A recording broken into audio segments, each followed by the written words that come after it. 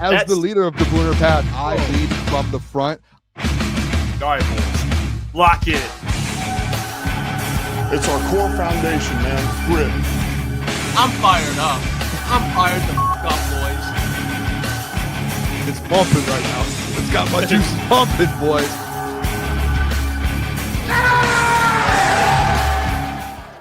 Welcome to Crunch Time Sports with Jeff Iafrate and Booner. It is Tuesday, December 16th.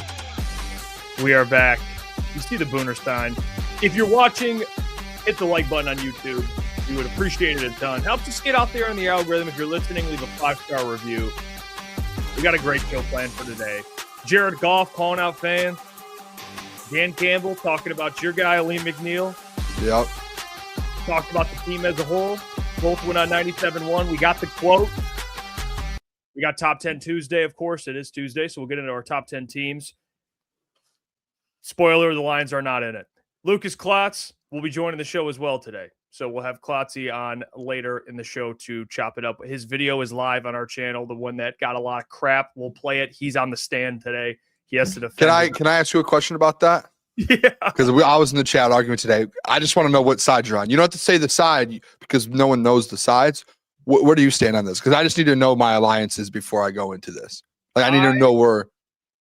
I would say, should I say my side? I feel like we were into a whole segment about it. I feel like me and you are very similar in the same situation. I would say you were speaking facts. How about that? Okay, that's fair. Okay, I just wanted to make sure because sometimes you get in these debates and arguments, and I don't ever know. Like today's a perfect one with Klotz. Klotz hasn't been on for a while, so I know a lot of. I was thinking this when we do shows. I hope people realize this.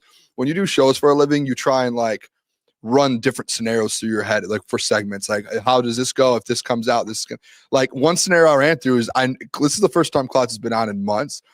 I know the chat and people are going to be like, Klotz is back. Anything he says, I love. But I actually think like today, we mentioned yesterday what he said, and a lot of people were like, that was dumb. So, like, I'm just trying to think in my head, like, are the people going to be on his side? Like, I don't think they will be, but it's just like surprised how many comments were on that video I posted on YouTube that were on his side. And see, that's crazy to me. Like, I don't want to say, like, I don't want to be a what is it called? Like what's it called? Like a fan person, like being like, you can be a fan, you can't. What is that? Like gatekeeping? Yes. But dude, you can't be a fan and be on that side. You can't. Like like Jeff, I don't want to like tell people who to be fans or not. You cannot be a fan and not want your team to be in the postseason. That's insane. Yeah, that means you are broken as a fan. You're broken as a fan. That's what I take away from it. 100%. It's like, what are we doing? Like, I think it's one of the most ridiculous things being like, I don't want my team to be in the playoffs. So that'll be a fun one. The tank and they're like dead last. Yes, of course. But like, if you have the best offense in the NFL, just give yourself an opportunity at it. Yeah, it's not about just because you're rooting for your team to get into postseason. Doesn't mean you have to sit there and make the argument they're going to win the Super Bowl. You just want a shot at it, knowing that it probably won't happen. I've already said I don't think this team will win a Super Bowl. I've already said I think they missed the playoffs. But if they do make the playoffs, am I going to sit there and say, damn? No, like we get to cover playoff games. I mean, that's besides the point. But just speaking from a fan perspective, like, yeah, you're of course going to be like, they're a playoff team. You don't think the Lions, if they make the playoffs, they're still going to know the team needs work, man. Like, you know what I'm saying? Like a difference between 10-7 and 11-6, I don't think is going to be, I could see why people would assume Brad would be like, oh, we're all good. We made the playoffs. They're going to look at the team and be like, that was close. That was too close. We barely made it. Like we still we have to go make moves, or we have to, figure this thing out. That's at least what I think. I don't think missing season will show them, it's like, it's like my point to this, we could have this conversation now. I mean, I guess if we were already into it, and then we could bring everything else up later when Klotz gets on. But so if people don't know, Klotz did a video out and said that he would rather the Lions miss the playoffs to prove a point to Dan or to Brad Holmes. my point is this, Jeff, and I think I would hope you understand and agree. And but he said they're not going to make the Super Bowl, so I'd rather they miss. Yeah, which is insane to me. Like, if you're a fan, it's like, just give yourself a chance. Like, I understand you might not have the best odds to win it, but like, I got text in there, like, dude, we've seen teams that haven't won their division. We've seen teams that have won 9 games. We have seen teams that have won 10 games go on to win Super Bowls. And it's like, this team could still actually go win 11 games, right? Like, they have 8 wins with 3 to go. Like, they could still win 11 games. And there's been teams that with 9 or 10 wins that have won a Super Bowl that weren't favorites and were probably at the very bottom that just make a run. And like, that happens in every sport, right? Like, does it happen often, Jeff? No. But does it happen? It happens. Yeah. And you just give yourself an opportunity. Like, the goal is just to get in the dance, and then anything can happen on that. But like, what's it going to prove to Brad? That was my whole point. It's like, if like spade to spade, like our guy Get a Boy Juan in there, he's saying I'm on Klotz's side because of Brad. Listen, this is what people need to get through their head, like, very, very clear. If Brad doesn't change and fix based off of this season that we've had so far, I can promise you, in God's green earth, that man is not changing whether you make the playoffs or not. If he hasn't changed on December 16th and realized, oh, maybe I should have made more moves, he's not changing it just if you don't make the playoffs. I can guarantee you that. So we're at a point to where it's like, you want to make the playoffs. You should never be like, no, I don't want to be playing in the postseason. What? Klotz, like, better draft pick. What, you get 2 extra picks up? It's really not. Yeah. It's not really worth it when you have a chance to win a Super Bowl. It's really not that big a deal. I mean, am I willing to compromise on a draft spot or two because the team gets in the postseason? Of course. Yeah, I'm willing to do that. You want to watch postseason football, man. That's like, there's a big difference between missing the post. It does. Yeah. To your point, it's not like Brad's all of a sudden that's going to be the difference. They're already underperforming. Like, they are. Yeah. If he doesn't know by now, like, if he isn't looking in the mirror right now, it's like, dude, him missing the playoffs, he's not looking in the mirror anymore. Like, you already know what's happened. Yeah. It's Super Bowl or bust. If you don't win the Super Bowl, people are going to be pissed either way. Missing the playoffs obviously would be worse, but it's going to be a game. I mean, 10-7, if they go 10-7 and miss, it's not like it's like people are going to, well, they missed the playoffs. It's like they went 8-9. Like, no, they went 10-7. They missed the playoffs. They won 10 games still. It's still going to be 10 games. Yeah. I mean, Brad should get the point either way. It's not, to me. And to be honest, like, go on. It like goes back to like the window. Like, is the window, like, dude, like, the windows for this team is open for the next 3 or 4 years. Like, this window isn't even close to closing. And it's like, while you're in it, you don't just want to take a year off of the playoffs, even if you have a bad team. Like, you want to be in it and competing every single year. It gets experience. Like, there's a lot of things that come with it. And just giving your team a chance to get in the dance. Like, you don't want to be like, oh, well, our window's been open for the last, for this 5-year span. And right in the middle of it, we just didn't make the play. Like, no, you don't want that, man. At least give them a chance, man. What about 2 years ago when you and Klotz and Easy and Spenny all told me that they were going to go into the playoffs and win the wild card game and then lose in the divisional, and and they go to the NFC Championship game. Like, no one thought they were going to go to the NFC Championship game. That defense was so bad. What did they do? They went out there and offensively they dominated and they found a way to get the job done. They just got in the dance and figured it out. The only thing I would disagree with is the window. I think it's not as open as you think. That's the only thing we would. That's fair. That's a different conversation for a different day. That's an off-season conversation, I feel like. Yeah, we can definitely have that conversation. Someone just said too, Lumber says Peter Schrager predicted, I forgot about this. He predicted the Lions would miss the playoffs. Thought he was crazy, but prove again he might be one of the best in the business. Or he is one of the best in the business.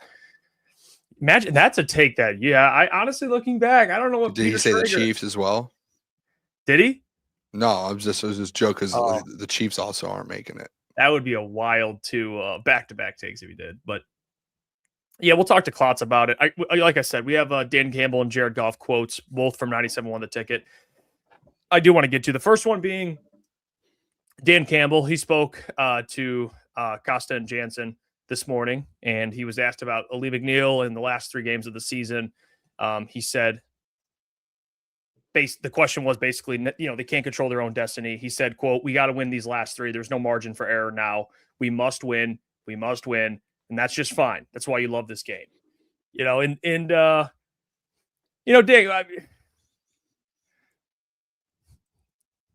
that's what Dan was going to say. I mean, like, he's the head coach. He's going to be like, we must win. Now, They don't have they haven't had margin for error really. I mean, the last couple of games, but they've found a way to win some and lose the others. I don't know. At this point, that the point I keep making, and the reason why I'm a little nervous going into this 3-game stretch is I just haven't seen compliment. Like the first half of the season, the offense is figuring things out. The defense is playing well. Now you have the offense figured out. Well, mostly figured out. No, they are figured out. Yeah, maybe you have some questions with like what they're doing with Jameer versus David. Maybe some little things you're wondering. Third quarter woes, whatever. But overall, they're figuring things out. The defense now is just terrible. They've allowed. I saw a tweet today. I think it was Jeremy or one of the beat writers put it out, but they've allowed a majority of their big plays on defense since that Giants game. Yeah, I think it's just like 50. They have like the most. They've given up this season the most. Big plays what is it called? Explosive like 20 plays. or more yards. Yeah, I think it's the most explosive plays in the NFL this season. The defense has, and I think it was 21 in the last 3 weeks, and 10 of them was versus the Giants, and I'm sure a bunch of them were versus the Rams as well. Which is that's an insane stat to be dead last is a defense, and that's like when you look in the mirror, hey, that's probably the issue. Yeah, I'm with you though. Like I think the 3-game stretch. I think I'm going to stand on what I said yesterday a little bit, Jeff. I do think like if there was ever a 3-game stretch in this schedule to look at that you could go 3-0. Obviously the stretch where they won 4 straight or 5 straight, whatever, or 4 straight, I think it was, after losing to the Packers, that was an easier stretch. I think this is one of those stretches as well where you can look at it. You know what I mean? Like you don't have an Eagles in there. You don't have like at the time, the Chiefs in there. You don't have a Rams in there. You have 3 teams that you're probably, my guess, I think you're a 7-point favorite going into this Sunday. And my guess is next week versus the Vikings, you're going to be favorites on the road. And I would guess versus the Bears, you're favorites as well. So like, I think it's the stretch. And if you need to go 3-0, it's leaning in your favor. The last schedule. Like you're lucky you have these 3 teams and you don't have any like higher end teams, through this 3-game stretch. Like again, I'm not saying I can guarantee 3-0, but I think Dan, like obviously Dan's right. The man, like as the leader of that team, like we have to win. I kind of like the fact I do like the fact, if I'm being honest, that you could tell there is a little sense of urgency out of him. Because I have said it in the past, like it felt like for weeks, like Shep making the comments, love where we're at, like we're right where we want to be. Like that was just like, no, like I want to hear you be like, we have to start winning football games. That's what I want to hear. And today Dan finally said it and was like, yes, like desperation.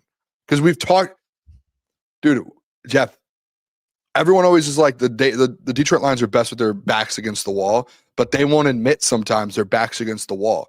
Dan's admitted it today. He's backs against the wall. We have to win 3 straight. And that's when Dan's at his best. Yeah. I mean, urgency right now with 3 games left, probably, it's just the reality of it. They've been trying to clean things up for about 10 weeks. So, they just can't seem to clean things up. Or if they do clean it up one week, they don't the next week, which goes back to my original point, the inconsistency. And that's the issue. Good teams put together complete games. And the Lions have done that through Dan's tenure at least the last 2 years, more so than this year by far. It's been a whole different conversation this year. Appreciate the $5 from The Real Dirty Donkey. What a name. Wow, what a name. That profile picture. Don't. Let's just read it and get it off. Oh my God. Read that and get it off. Why are you still looking? He said, I don't want them to make it for a one and done. I don't want anything for Brad to hang his hat on and say, look how smart I am. See, that's stupid though. What do we I like? Think Brad, I think, and I get people are so like obsessed, and trust me, it frustrates me that Brad has a little bit of that arrogance. I get it. I understand it. I just don't think if you go 10-7 versus 11-6 and make it, let's say 10-7, miss it, 11-6 and make it. I don't think that's going to be the look how smart I am. I think right now he does not look smart this year. Either way. If they barely get the postseason versus missing, obviously missing would be terrible, but making it, they're most likely going to get bounced at some point. Okay. We just want them to get in the dance. Either way, they're going to have to do some serious self-evaluation and reflecting. I don't know. I don't think people understand. No, Jeff, you're right. I don't think people understand the concept of like, there's only 2 things that could happen the rest of this season. Only 2 things. One, you lose and you get bounced, even if it's in the Super Bowl, it's a disappointing season, and Brad has to face the music. No matter what, you could go all the way to the Super Bowl, and Brad would have to sit there and face the music because this team didn't win one. Because the expectation, in my opinion, and I think Lions fans have to hold it to them, is a Super Bowl. So, like, that's one side. Then that's where it's like with Klotz and the people, some people in the chat and some Lions fans, you would rather, like, I would rather go to the Super Bowl and lose than get bounced and not even make the playoffs. Do you see what I'm saying? Like, I would rather have that experience and go through that and lose than just be like, we go 10-7 and we don't make the playoffs. I really would. Like, I genuinely would. But Brad is still at fault no matter when you lose. And I think he's at this point of the season, like, he knows there's a reason he probably hasn't spoke to the media. He knows, like, he's going to have to face everyone at some point. And it's been a disappointing season because of the roster up to this point, whether it's injuries or not. The depth hasn't been there, and the depth that's there hasn't been good. And then all the other side of it, that's the one side. The other side is you win a Super Bowl if you get in the playoffs. Like, and obviously there's like a very slim chance of that happening, but that's the other side. Like, there's no like in between at this point, I think, with Brad Holmes. That's why I don't think people understand that. It's like this comment raises sales. Think about this. Not only do we have to win out and make the playoffs, we have to win out to make the Super Bowl. Yeah. Why would you not want to be in the playoffs though and compete? Like, why? No, but that is a crazy. They do have to win out and make the Super Bowl. They have to, that's just the reality. I mean, not only do they have to win 3 straight, they have to win 4 games. So what is it? 7 straight. Essentially, 7 straight. They gotta win. They got to win 7 straight to win the Super Bowl. Which, like, when you put it like that, probably in 4 of those games will be against playoff teams. Yeah, they're not obviously going to make the Super Bowl. So yeah, it is. Yeah, that's. I just want to see something here too, real quick, because I do think this is just like I was looking at this earlier today. What years did Kansas City win it? They won it, man, a bunch of years. I mean, what was it, 2017? Or not 2017. So like the last time Kansas City won it. 2019. They started their first one, and then their most recent one was what, like 2022 or something? 2024, I think. 2024, yeah. That's what they won. Yeah. The last time they won a Super Bowl, they won 11 games. They won 11 games. And they finished the season 4-4. They finished the season 4-4. And they lost down the stretch. I'm not comparing. Listen, Jeff, don't do this. Oh, it's Patrick. I know, I'm not. They won a million Super Bowls. I know, but they won a million. But my point is, it's like you could be losing games, and like they lost to Las Vegas that year. They lost to the Bills. They lost to Green Bay, the Eagles. Like, you could be losing games, and man, you can go on a run, man. Like, just because you're an 11-win team or a 10-win team doesn't mean you can't go on a run. And like, it's not, dude. It's not impossible. It's really not. Like, there's a chance, and it's like I would rather have a 5% chance than a 0% chance in watching the Green Bay Packers go on a run. Like, if we could get in the first round and we could knock out the Green Bay Packers and stop them from winning a Super Bowl, and then we get knocked out, good. We made sure the Packers didn't win one. Now we can move on. But to be like, I would rather sit home in January, you sound like an idiot. You're an idiot. You're not a fan. You should not be allowed to be a fan. You shouldn't. Joe, appreciate the 5, my man. He says, say what you want about Brad Holmes, but that's the only Vaki pick is looking better and better by the day. Dude's electric. Is that yeah. $5 for a sarcastic comment? Yeah, appreciate that. And Joe. I want this too, like Ghetto Boy Juan. If they make the playoffs, you're not allowed to watch the playoffs. Shut the TV off and go ride a bike or something for 3 hours. You don't get to enjoy a playoff game. I'm delusional. Go ride a bike. Go ride a bike. Do something else but watch the Lions when they're in the playoffs versus the Bears or something. Yeah.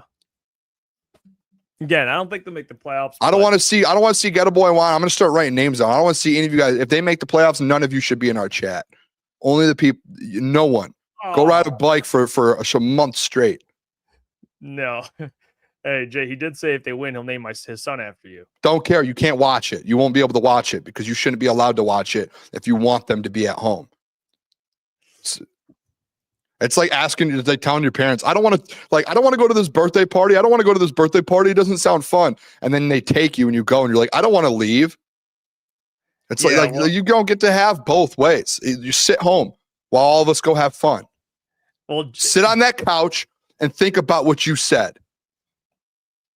Well, Dan Campbell also spoke about your boy Alim McNeil. This is what he said about Alim McNeil. He was asked, good question by Jim. I think it was Jim, I believe. He says, I know he believes he can play better, and we all do. He's going to go back to work, and he'll be all right. That's coach speak for he has not played well. I mean, he obviously isn't going to throw Alim under the bus, but, like, come on, dude. They know. It sounded like, yeah. The way he talked, it sounded for sure like he was like, he's trying. He really he just has not looked like a max player at his position, not nearly. So if you want a player that needs to step up for this stretch, it's that guy right there. It's who you paid $25 million to. Yeah. That's the guy. And that's we're going to do I'll just say this. We're going to grade Brad Holmes and his regime later in the show, and I'm excited for it, but this is one of those things right here that you factor into the grade. It just is. This is one of those things you factor into Brad Holmes' grade. All right. I'm just being honest. Paying him too early. It's just the reality. That's the one, man. I've been saying that for a year now, man. Yeah. He has the Alim one. Prove you love him to you would love him to prove everyone wrong, but he hasn't done it yet. So it's been bad this year. I mean, and people are going to be like, he hasn't been bad, but like to his standards, he's been bad to where he should be. Once you're paid, expectations rise. The tale old as time. Cade Cunningham got a max extension. He looks like a max player. Aiden gets paid. Now everyone's looking at him a little differently. You know, it's just how it is. Once you're paid, you have to perform at that level. It's just how it goes. All right. It's not like we're singling out Alim. It's just how it goes. Amon-Ra, Penei Sewell, these guys are all paid. Jared Goff, they're performing. That's just what you're supposed to do. That's just is what it is. Jared Goff, speaking of Jared Goff, he was pissed, apparently. I wish we had like a clip. Did they post a clip about it? His version of pissed. I can grab it. Let me see. I'll go check for you. So Jared Goff won a 97-1. He was asked about basically, you know, what everyone's being asked about. It's the season. And Lions fans basically saying that they don't think it's going to happen this year, alluding to winning a Super Bowl.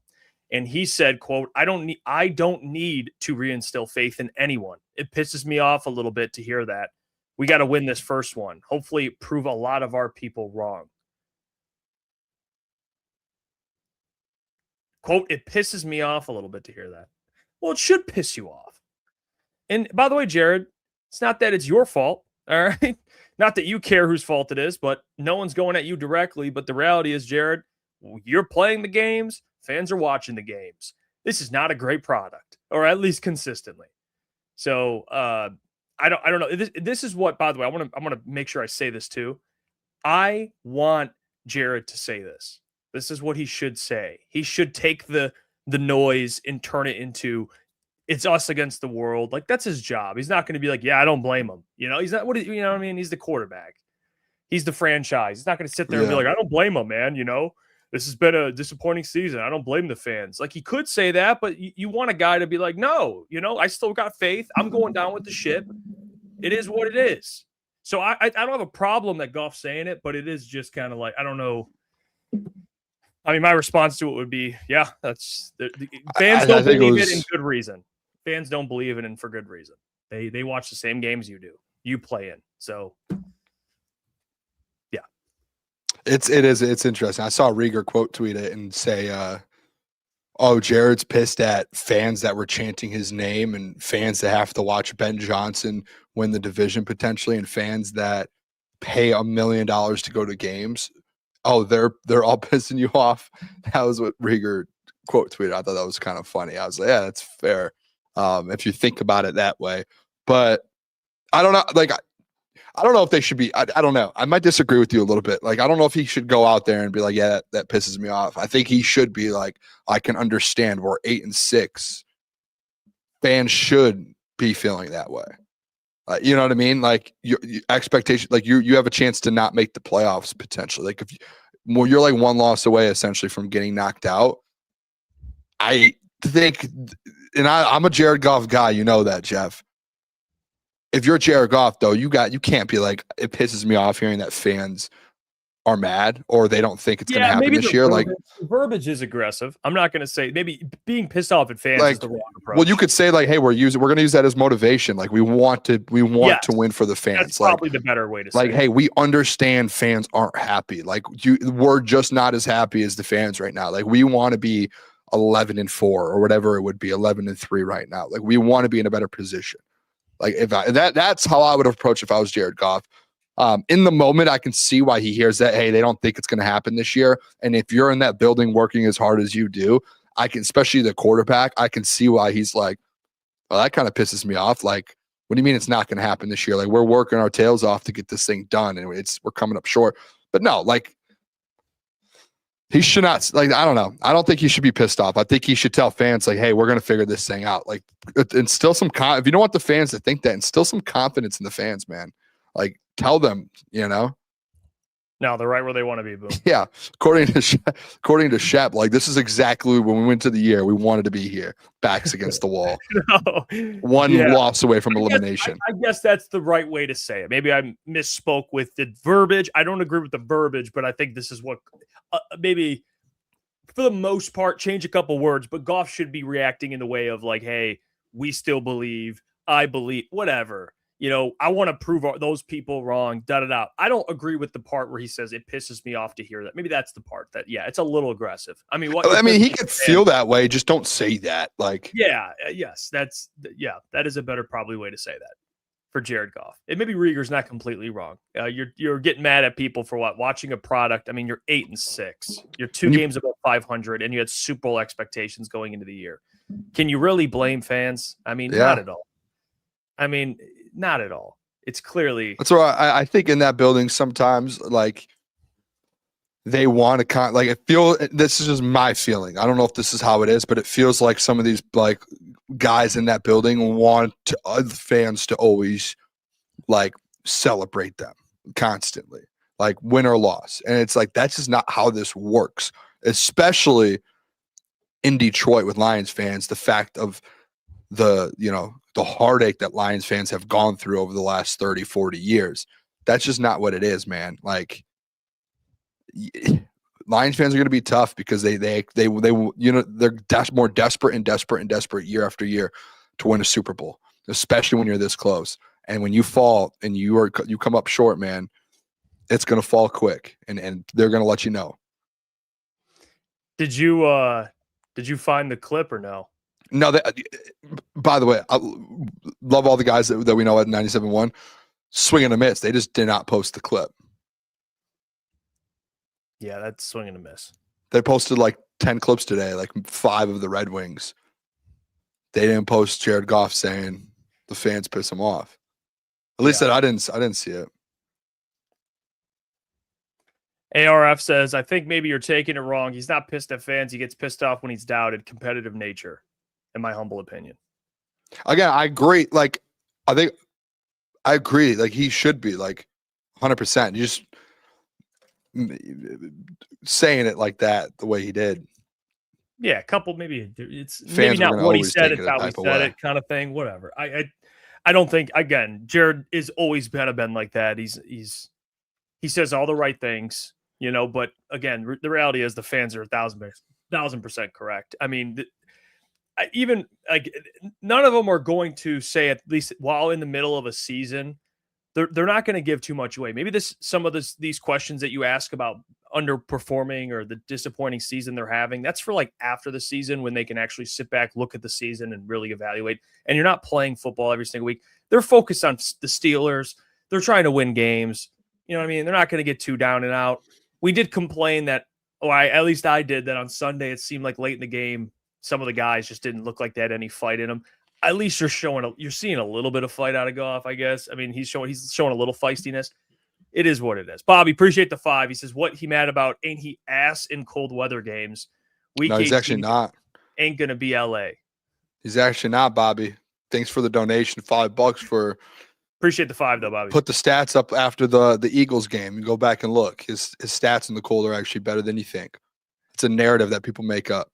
Fun fact. Yeah, I think it stems from the fact he either doubles up on gloves or he has small hands. I don't know. But statistically in Green Bay, he hasn't played poorly. He did have a bad game in Chicago one time. You know, the offense didn't play well in Philly, but overall he's had some good games in cold weather. It's not as true of a narrative as you really think. I mean, he's really, like 8-2 or something, or 8-3 in cold weather. Yeah, and the stats aren't really Since that being in bad. Detroit. They're not bad. I mean, it's not. There's guys that just thrive in it. Not every quarterback's going to thrive in it, but he's not a terrible quarterback in bad weather. It's just, that theory, that narrative isn't as true as people think it is. I think if anyone, though, by the way, like if anyone in that locker room probably could say something like that pisses him off, I think it's Jared Goff, because he's been one of the best all season. So I don't think, no question. You know what I mean? Like if I don't know, Amik Robertson went in the media and said that, I think there might be fans might be a little bit more mad. True. Now let's get to our Detroit Lions stock market. We'll talk about some players, stock up, stock down. We'll get to our most important pieces of the Lions to go 3-0. But before we do that, got to tell you about our friends over at Sleeper. We'll see you in a minute. I've interrupted the video to tell you about our friends over at Sleeper in the new promotion they have going on. A brand new promotion is now live on Sleeper that could be paired with the 100% deposit match promotion that's already been going on. It's a free $20, no deposit required, plus first-time users will also receive 100% deposit match up to $100. Use the code CT Sports. You guys should already be using Sleeper. It's one of the fastest organically growing fantasy platforms in the entire world with millions and millions of active users. They are crushing it. And if your state allows it, you should be using Sleeper Picks. It's a real money product that connects friends over picks. You just choose 2 to 8 of your favorite players from pregame live or across different sports. Pick more or less than the predicted stats. And on Sleeper, you can get up to 1,000x payouts. Share with your friends. Get rewarded together. Don't forget, code CT Sports. Get a $100 deposit up to $100, and you got your free $20 entry. Sleeper is taking care of their customers. Always remember, gamble responsibly. Now let's get back to the video. Let's do it. Hey, can I say something real quick before we start? Hey, how does it feel to be back? Do you remember a couple years ago when we were doing, at least for me, like I think it was, I don't remember what year I started. It's just like, I was thinking about this today with social. I just saw Lions Forever here said, no need, all stock is down, next subject. How does it feel to be back in that world of the Lions where everything from fans is just essentially negative? Like when we put tweets out now, they blow up, but it's just all negative. And it's like, I haven't seen this since like 2 or 3 years. I think like 3 years ago when I first started, or 4 years ago when I first started doing social. And it was like that first year of Dan Campbell. It was just, I haven't seen it since. So I started, I think my first year at Woodward after school was Dan Campbell's right when he got hired. So first off season. I jumped right into it. So the first time I was on a show was during his first year. And so I got thrown into terrible football. So I got to experience that very early on. And not only the first year where they were terrible, but the second year where they started like 1-6. So for the first, 16 games at the time? Second year, I think, was my first full year. So the first like 20 something games of Dan's tenure, I think he won like 4 games, and I was there, and that was brutal. But I looked at it like there's always conversations to be had, even if they're winning or losing. But fans at that time were obviously much worse. There's at least some history to go off of. That time was when you're coming off the Patricia era. You're not winning games with Dan Campbell. He's going for it. No one's really understands that fully yet, the Dan Campbell stuff. So now everyone's shitting on him. Shout out to Adam. That's my brother. He said the guy would work at McDonald's. We had a lot of takes that we were throwing out there. It was an interesting time. I'll say that. It feels like, though, I'll say, I'm obviously, I don't think we're fully back there, but I don't think we're fully back there. But I started, I think, Dan's first year, like December was when they were first like, hey, do you want to do socials? Majority, there was a lot of at that time SOL comments, like a lot. Oh, I saw some today, and it gave me flashbacks a little bit. And it was like, there was like people on Twitter that I haven't seen in years where I don't know if it was them, but the tweets looked really close to some of these guys that I used to see. Like SOL, season's over, fire everyone. I've seen these tweets today, and like, I'm just like, flashbacks, man. It's PTSD back to the start of the regime. Yeah, and by the way, Wilson, the flex on you can go dig up that tape. Even when his seat was hot, I said the guy's seat's hot, but me and Adam argued. I was actually dying on the hill for Dan Campbell. Adam wanted him gone, man. And my biggest point, I believe my biggest point at the time was you fire a coach when he loses the locker room. You can tell he hasn't lost the locker room yet. And I think Adam's point was the guy just seems like he can't coach anything. So, yeah, please do me a favor. Go dig up the tape. I never said fire Dan Campbell. I definitely said his seat's getting hot for sure. But, yeah, I was pretty – me and Adam used to scream at each other over that. So I've been pretty steady with it, with the Dan Campbell stuff. I will say we'll start the stock up, stock down segment. I'll just ask you. We could start with stock up, or you want to go positive or negative first? I'll ask you who you have stock rising, stock falling. Because we could start who stocks are falling, who stocks are rising, because there's candidates for both. There is. What do you want to start with, up or down? I'm a bad news first guy. Okay. So I like the bad news first. I like stock down first, personally. All right, I'll go with stock down. Alim McNeil, stock down, really far down. Okay. I'll start. I have a couple stock downs. I'll just do. Want me to go one? I'll go one. Alim, he has not been good this year. DJ Reader's been better than him. Roy Lopez, he's been your third best defensive tackle. Disappointing. Yeah. Even in the run game, like you just got ran on for 160 yards a few nights ago. That's embarrassing. Okay, well, stock down. I will say. Alim McNeil's that's a good one to take right off. I'll say stock down, Amik Robertson. He has been one of the worst corners. That was my next one. Yeah, he's been one of the worst corners in all of football. He's given up, I believe, the most man coverage right now among corners. Most yards in man coverage among corners, which, he's had good games to start the year. He's just that stock went up and now it's falling down, which, we'll bring up to Klotz as well. Because that was Klotz's guy. And I like Amik. I really do. Klotz said best corner in on the Lions.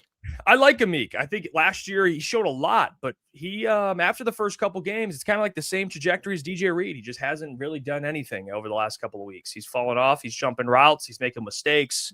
He had a couple moments in the Rams game, but overall through the last couple of weeks, his stock has fallen. So I'll go Amik Robertson. Stock down. Defensively, is there any more? Do you have any more defensively? You could throw both corners up. We could throw DJ Reed, but DJ Reed, I think DJ's a little down. I think it's because of the injury. I want to wait a little bit more. He's one where it's like, hold, let's wait and see. Hold.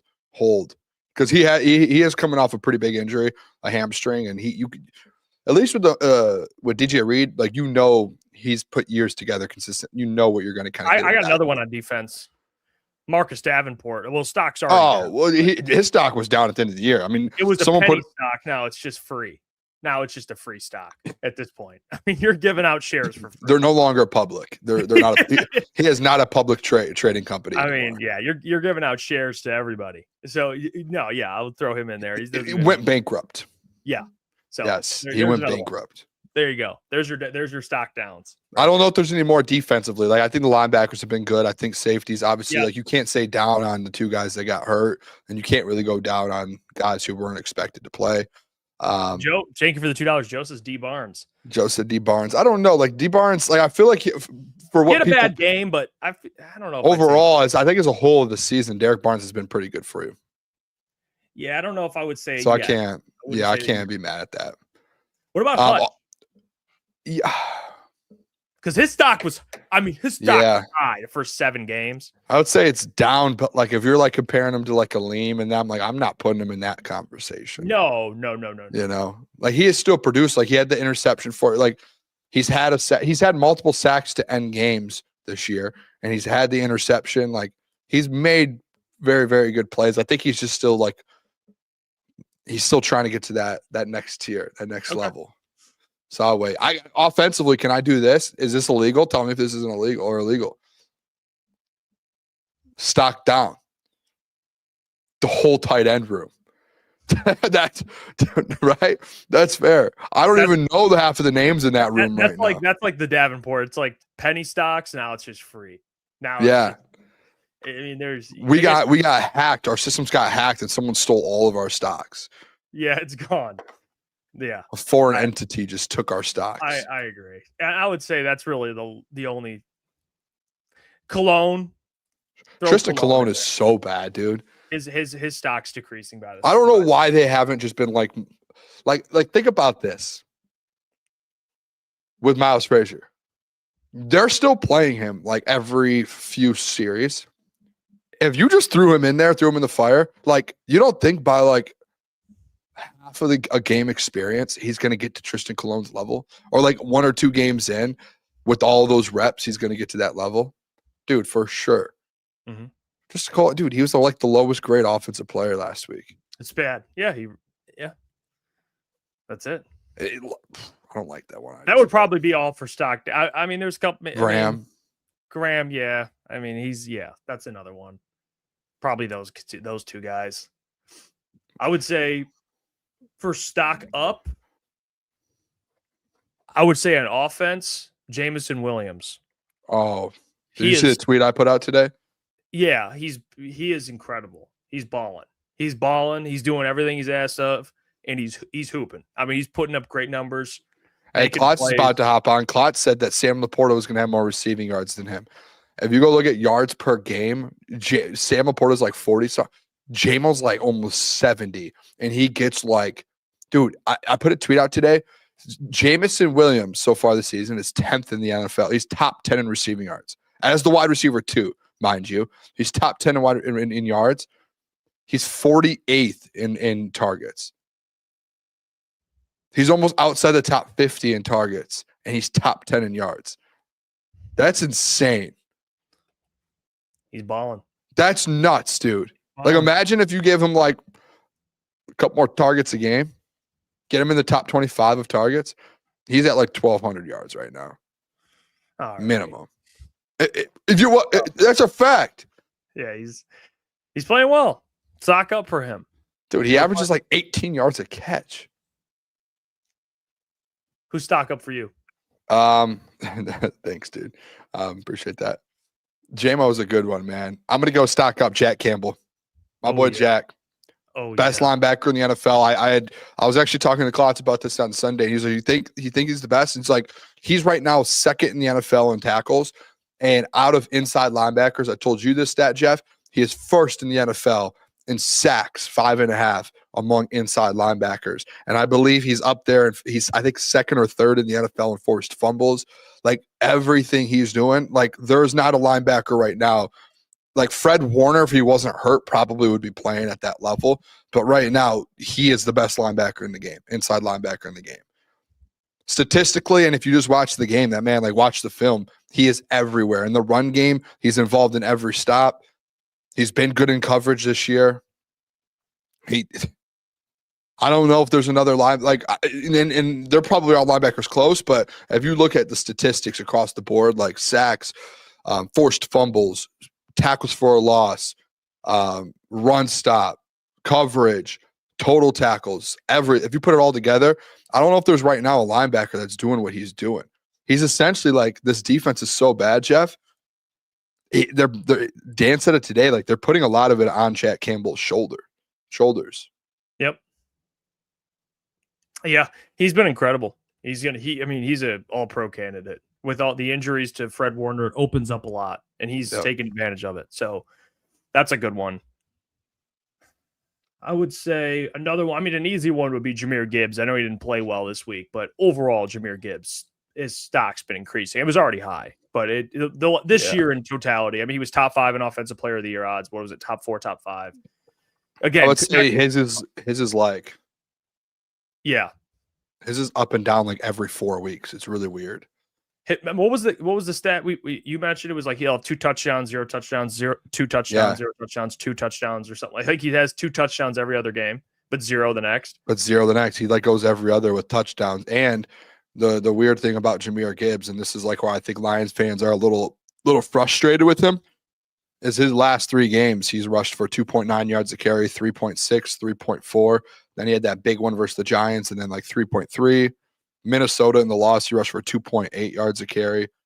The Kansas City lost 3.8. The Packers lost 2.1. It's like he has these games where he just kind of disappears in the run game, which is weird for a player that good. Yeah, it is. A little inconsistent, which is.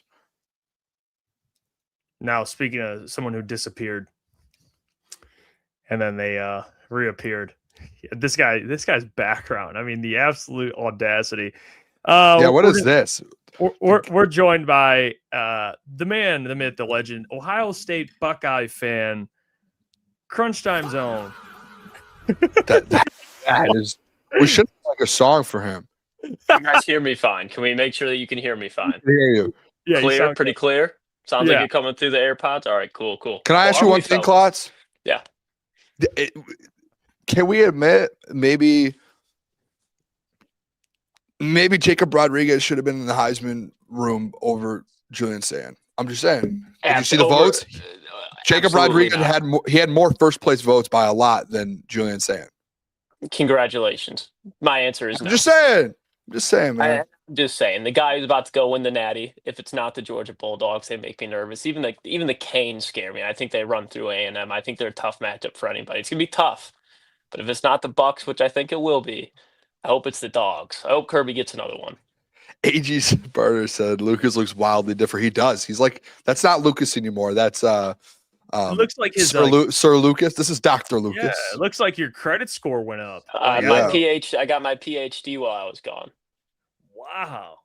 Went to the University of Toledo, got my PhD in psychology and ball. He dyed his hair. It's called it's grown out, Boone. It's a haircut.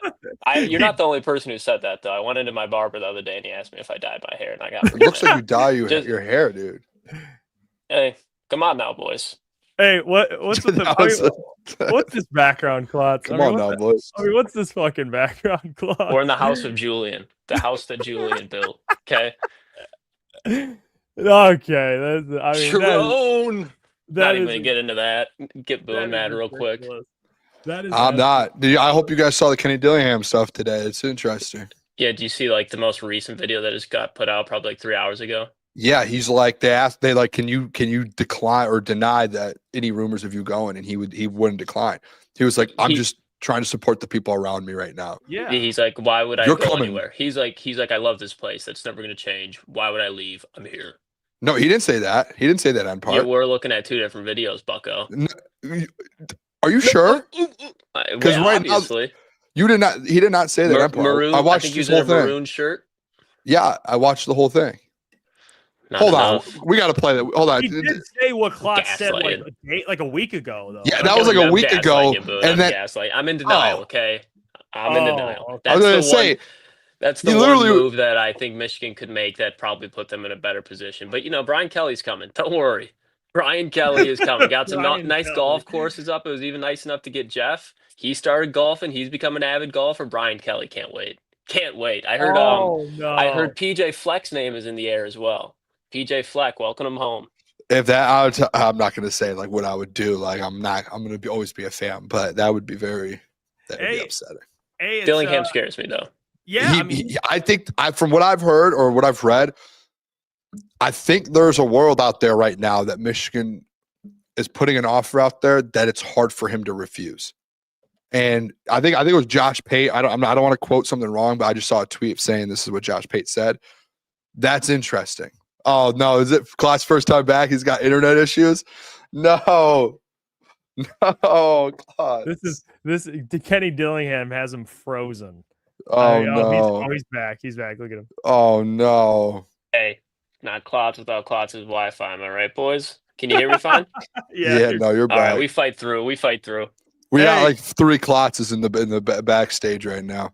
loaded up. Hey, by the way, the Kenny Dillingham point, it's like, dude, if he gets the Michigan job, not only would he get a raise, but all of his assistants would make significantly more money. Like, of course, that would be an opportunity he would take. Like, And you're not winning a national championship at Arizona State. Like, I'm sorry. No, you're not. So if you want to actually get to the You're end not winning goal, one at Michigan though either. we just won one. So 20. yes, the one before that was in '97. The one But before Kenny 97 Dillingham was in just went- 1948. Klotz. Kenny Dillingham just took the Arizona State something Devils to the college football playoffs. He could take Michigan and they can win one. You have a better They chance could there win a than you do at playoff Arizona. game for sure. I can admit Ohio State would win one. You can't. That's why Ohio State fans are The disrespectful. rise of Matt Campbell at Penn State. And I then don't you know, have the Boone. Ohio resurgence of State just USC. lost the secret sauce. They just lost Disrespectful. Hartline. They just lost your Yeah, boy I am Hartline, nervous. the secret sauce. He's the play caller, the wide receiver guru. That's Oh, we what they- lost Klotz again. So Klotz he's gonna have to overcome that. Look at it. This Internet's not the number one thing he's got to overcome. It's Brian Hartline. Brian Hartline leaving, and it's Play and caller. it's the Lions making the playoffs. Like it's I know this he guy's. was a first-year play caller, but still a great play caller. When Klotz gets back, we'll put him on the stand for that video. We'll see what he thinks about it. 'Cause, I expect to have full backage from you. I'll definitely chime in. It depends. I mean, if you guys are going at it, I'm I'm not yelling or arguing. I'm hand Okay. up. I'm not yelling I'm today. gonna let you guys do it. But if I'm in, I'm Klotz in. can yell. He can yell. I'm going to talk nice. I haven't seen Klotz I just saw him the other day, but we haven't been on a night show with Klotz in a little bit. Full Slate Farms, Lions not making the playoff, Booner. All right, so when they make the playoffs, you can sit on the couch right next to Get a Boy One. You guys can sit there in a room with no TV, and I'll turn on some music for you guys, and you guys can just hang out. DM5 says he got that Brad Holmes trade deadline internet.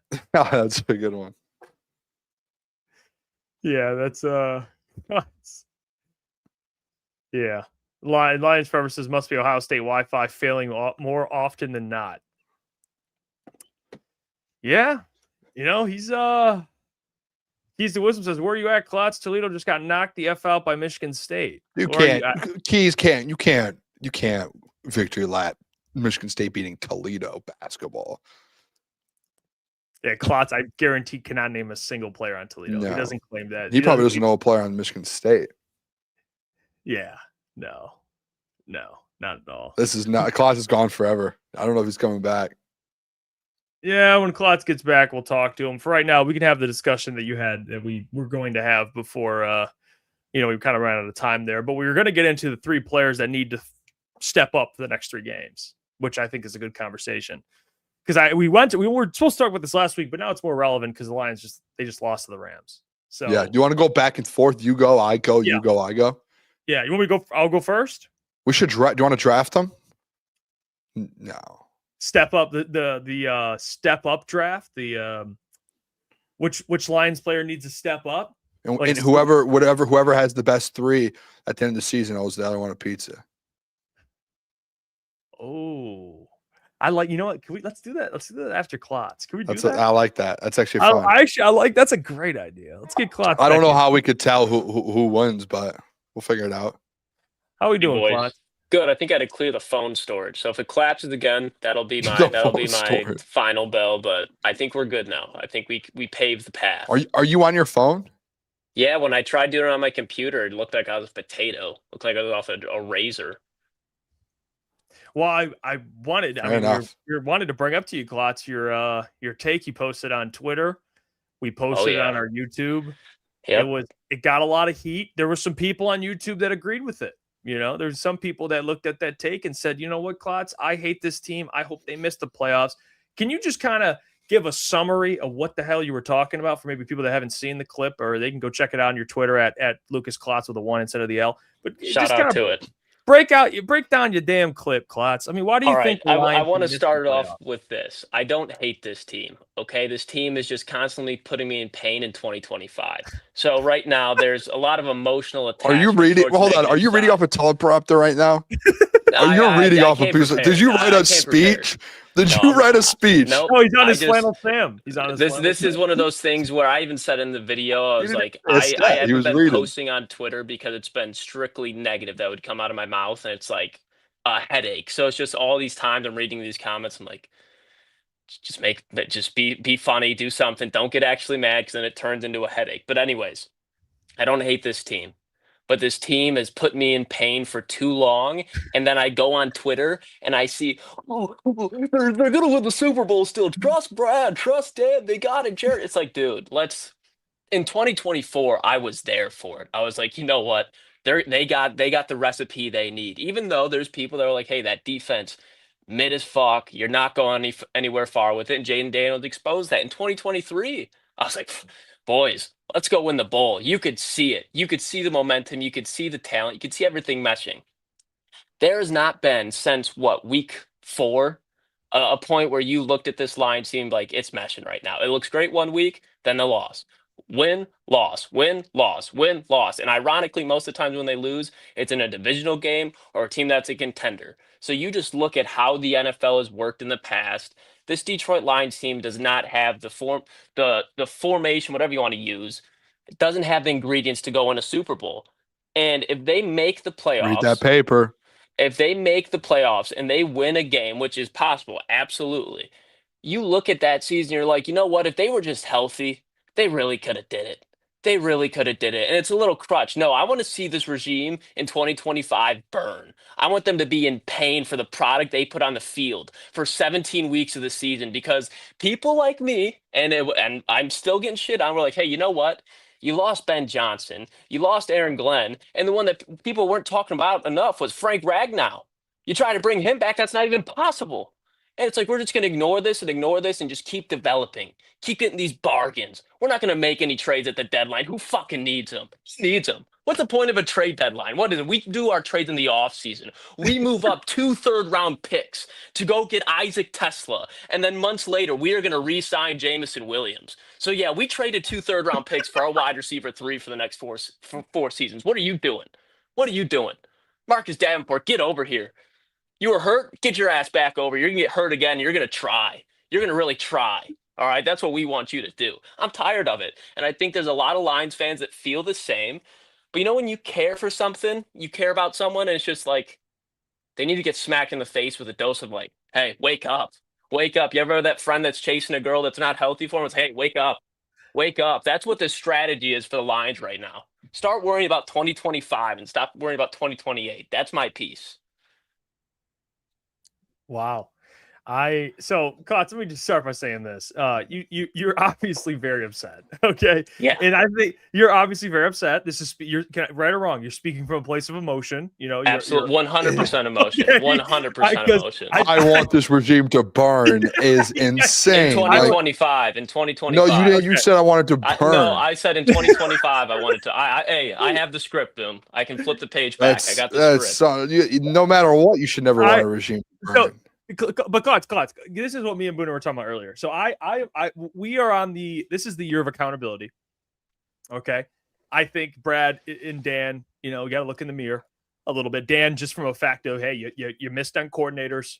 Okay. Brad, and maybe Brad Holmes, different things. I mean, there's a list. I'm not even really that mad at Dan, for real. Yeah. Like, I mean, it's on Johnny Mo. Everyone really saw Brad. that coming. It's really Brad. It's the having too much faith in this offensive line, you know, not making any trades at the deadline, offseason, whatever, draft, whatever. There's a list of it. I believe, Klotz, that if you go 11-6 and make the playoffs versus 10-7 and miss the playoffs, I don't think there's going to be much of a difference with one game. I would rather, personally, just see the team in the postseason. Because let's be real, are they going to rattle off 7 straight and win the Super Bowl? I don't think they will. Probably not. Okay? So why even give the hope? Because why would you ever, like, you always want to get the playoff? Why would the 2 seed through the 7 seed want to be in there when the 1 seed's the best team? Like, do you think every team every year the 7 seed is like, I don't want to play in the postseason because we're the 7 seed? Boo hoo! I'm going to take my ball and go home.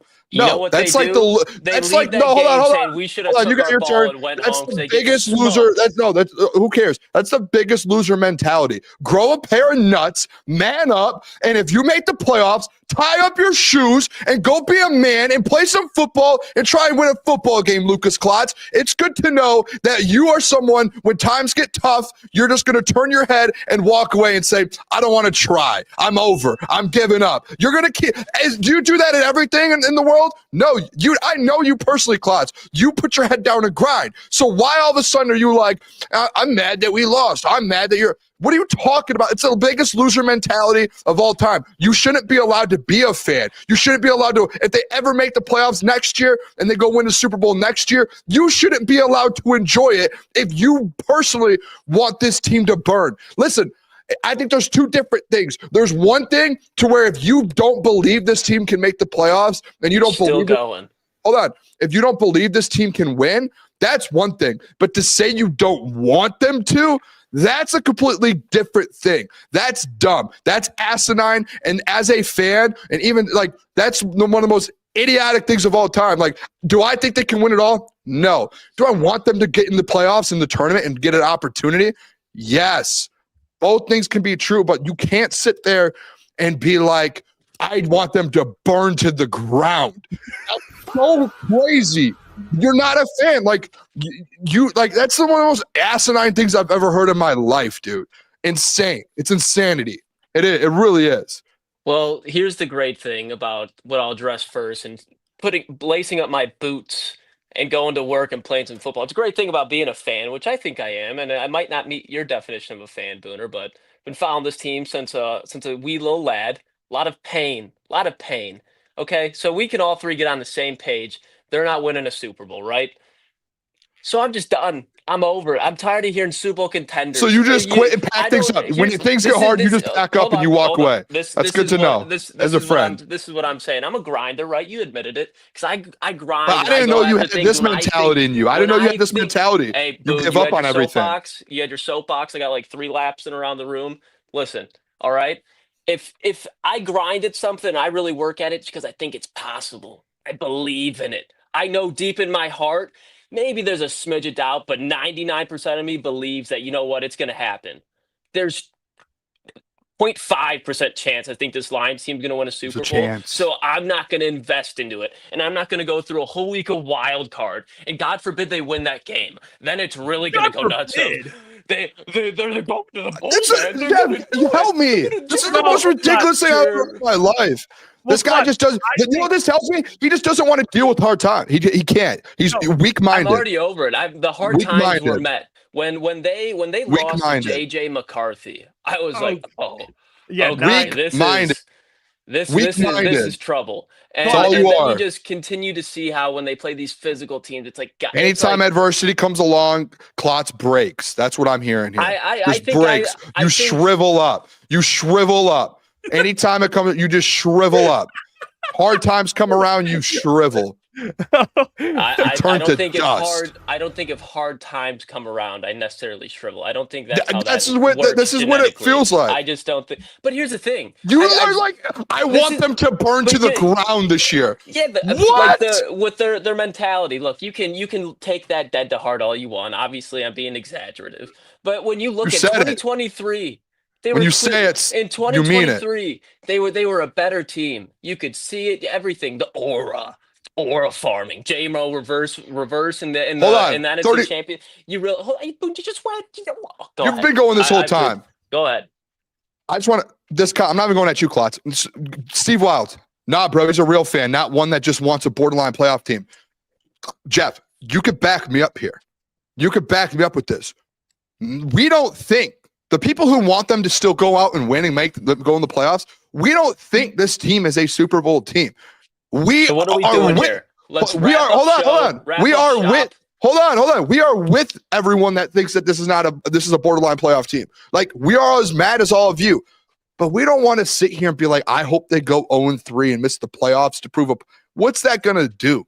Yeah, there's so it'll give you a better draft spot, and 2, like I said, it really 2 spots. Sweet. It gives the objectivity to Brad Holmes for him to be like, yeah, I fucked up. Like there's no.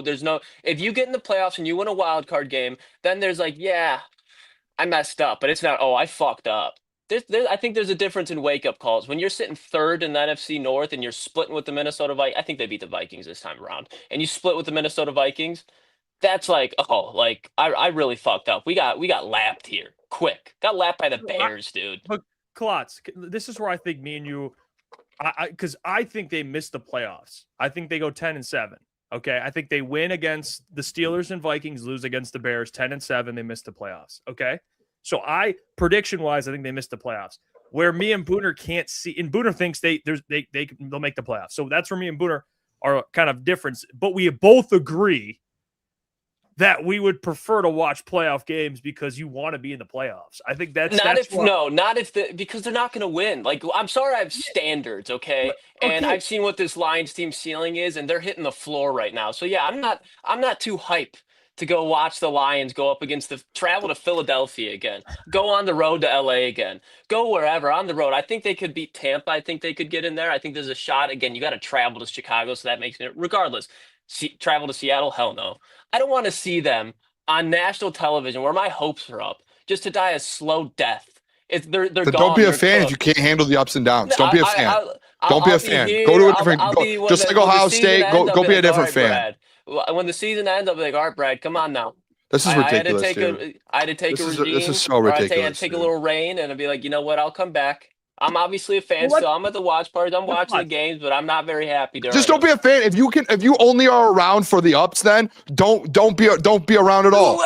My whole life, the Lions have been bad. What are we talking about? If you can't be around for the so then you didn't always feel like I would rather them not make the playoffs. I was through the Jim Bob Cooter when they fired Jim. I don't know if you were. What are we doing here? So that's for the birds. That talks for the birds. Klotz, what's your record prediction then on the rest of the year? You think they're 10-7? I think they're probably going to make the playoffs. Like, I think they're going to beat Pittsburgh, and I think that they're going to beat Minnesota.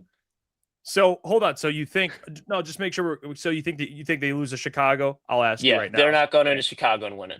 So let's just say it really depends on that Chicago and 40. Well, it depends on this week with Chicago. So there's a slight chance. I don't know. It's still every day. I don't know what's going to happen. So let's Very say emotional, like I said. 10-7, which I agree with you on 10-7. But let's say 10-7, 11-6. The draft spot's insignificant. I mean, the draft it's two spots, dude. We're talking about like if you're the last team in and you're the last team out, like it's literally one spot. Give me that. Give me somebody who's two spots. I would rather have a 5% chance of going to the playoffs than having a 5% chance of making a miracle run and go up one spot. Like I think majority, I think 100% of NFL teams, if they were called that they missed the playoffs, 100% of the teams, if the NFL called them and said, "Hey, would you move back one spot and you could play in the playoffs this year?" They every single one of them would be like, "Yes."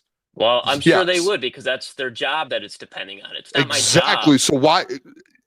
I'm not stuck in the facts here, okay? I'm not here to I can agree that this team's not a Super Bowl team and that they might not make the playoffs. I can agree with that. I don't think that's that crazy. I think you're correct with that. But just being like, I want this to blow up and it's going to prove Brad a point. Like, no, it's not going to prove a point to Brad. If Brad Holmes has already seen what he's seen through weeks 15 or 16, and he hasn't looked himself in the mirror and said, I need to fix something and I need to change the way I'm doing a few things here. If he hasn't seen that already, I promise you, them making the playoffs, he's not going to. He did at the trade deadline. They still had issues on defense then too. They still had issues on the offensive line. At the trade deadline. So why are you just sitting there? Again, that's my whole point. You're sitting there getting complacent. Like, oh, we're the number one seed. No, dude, your offensive line's mid as fuck. Me and you were both preaching. Go get an offensive Yeah, to be honest, the offense isn't like you brought up the offense. The offense is the number one offense in the NFL. I'm not even worried about that. It's more so it's the defense. Over the last 5 weeks, it is not. The offense? That's when it's become the number one offense in the NFL. If you look back over the last 5 weeks, I want to say Dolphins have the number one rush offense. They've taken over the number one offense in the NFL over the last 5 weeks. That's a fact. I'm saying look over the last 5 weeks of the season. If you want to put them as a number one offense, that's fine. But again, if you look at how they've looked in the past, the ground game is not consistent. The passing game, if Jared Goff's protected, that's fine. But this season, over and over again, he's not been protected. Statistically, maybe they're the number one offense in the NFL. Sure, have that bone. But when you look at this team consistently, it does not look like the number one offense in the NFL, at least on an efficiency clip. Like, that's great. We can get down the field after Laporta gets hurt, throwing. Like, if it's 3rd and 8, drives over. Like how was that compared to the last 2 seasons? Third and long, they're terrible. I think there's negatives. They're not obviously the best offense. Like the Rams are probably the best offense, but like that's a good offense. Like that's your positive on this team. Yeah, I'm not saying this offense will suck, but I think it's more so defensively is the in the NFL. What talk, Booner? I mean, what do you? No, I was good. I said defensively is the issue. Yeah, he just kept talking. So that's all. No, I listen. I get the team's not gonna make the playoffs. If you have that take, it's fine. Okay, that's not. I think I just can't. Even for me, and I look at myself, and sometimes I get negative too. All right, it's fine. I just got called. Susie in the chat yesterday said I was whining. Shout out to Susie. Shout out Susie. She did. Too. I get called out for whining, but even I would say, man, like a playoff appearance would be better than missing the playoffs. Wouldn't it be cool? But I think maybe I'm too positive in this aspect. I think if Brad can't look at this team this year and see there's a ton of issues, you need to miss the playoffs to see that versus make the playoffs and get bounced, whatever the case may be. I think the guy ain't gonna do. It would be basically. But don't you think everyone in their mind has a panic meter? Like, yeah, I'm worried. Yeah, I mean, obviously. And so I want to heighten that because Brad's great at his job. I think you want worst case scenario. You want worst case scenario. Again, yes. For this season, I want this to be 8 and 9. You want 8 and 9. I want this to be the Philadelphia Eagles when they got slaughtered by Tampa Bay in the wild card, which is a huge. I mean, that's embarrassing. I wouldn't want to see my team go out like that. Well, what did the Eagles do the next year? They won the Super Bowl because they made win-now moves and they were active in free agency, active at the trade deadline, and drafted for needs. And that's what I want the Lions to do. But consistently, especially over the last 2 years, they haven't done that. But Klotz, that's what I want the wake-up call to be. So this season, it's like, eat it. They weren't winning the Super Bowl either way with the coordinator situation. But Klotz, the Eagles made the playoffs and got bounced and then looked at themselves and fixed problems and made the Super Bowl. So what do you think Brad Holmes will do if they don't even make the playoffs? Well, my point is the Eagles made the playoffs and still fix stuff. You're at a point in the season, like this is like, I think Jeff's right. You're at a point like where the Eagles were when the Eagles were like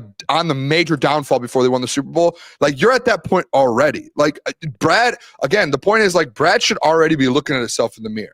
Why not just right? Yeah, but what's the difference to you guys when you look back at 2025 from getting smoked in the wild card to just missing the playoffs? There's literally no difference. Zero. Well, you made the playoffs. You were third in the division, dude. You had a chance. You're in the dance with 7. You have a chance to still win. You're not looking back on it like you were in the dance. You had a chance. You're like, no, they had no chance to win a Super Bowl that year. They got smoked. We're not going to look back at this and be like, they had a chance to go to the dance. They were in the tournament, man. No, you're going to look back and be like, that team was not Super Bowl contender. We wouldn't be upset if you look back on this. Like, I can't believe we avoided I cannot believe we were at a point in the Lions world where people actually want the Lions to not make the playoffs to prove Brad Holmes a point. Like this is the most mind-blowing. Yeah, this is the most mind-blowing thing of all time. Like, and there's a lot of people in the chat who are agreeing with it. Like all of you guys, like, and I mean this with all respect, like you guys are all idiots. Like this is the most, like this is like you're on a pedestal and like you what is it when those people who have a lot of money when you're growing up, those kids, like what are those kids called? Pessimistic. No, not pessimistic.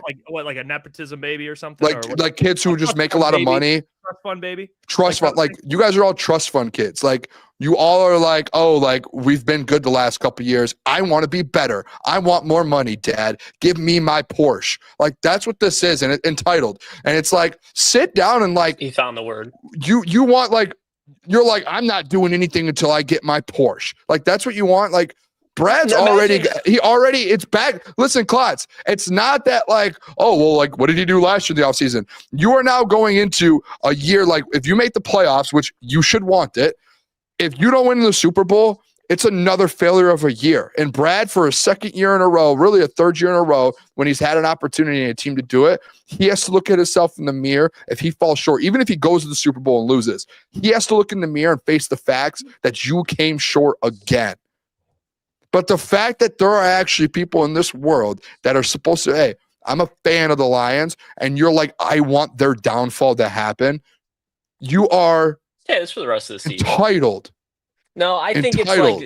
it's like this. When you see a bad situation happening and you keep saying, "Hey, this is why it's going to go bad. This is why it's going to go bad." And obviously, again, we're fans. Brad Holmes is not going to listen to us.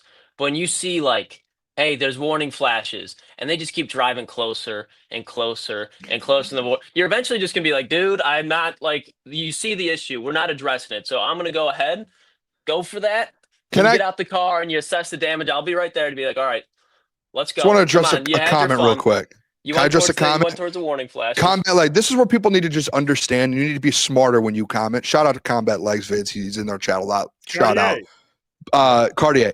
Booner, the same MF who said we would lose to the Rams, but now he's king positivity. Cartier, I want you to listen very carefully. I could break this down so simple for you, man. Like, this is easy. A kindergartner would be like, oh yeah, I get this. Shout out Easy. Listen, I said they would lose. I didn't say I want them to lose. Lucas is saying he wants them to lose. I don't think the Lions will win a Super Bowl, but I don't want them to lose. I'm not out here being like, I want them to. With the Rams are the best team in football. I predicted that the Rams would beat the Lions. I didn't go out there and say, I want the Rams to beat the Lions by 40 to prove to Brad Holmes.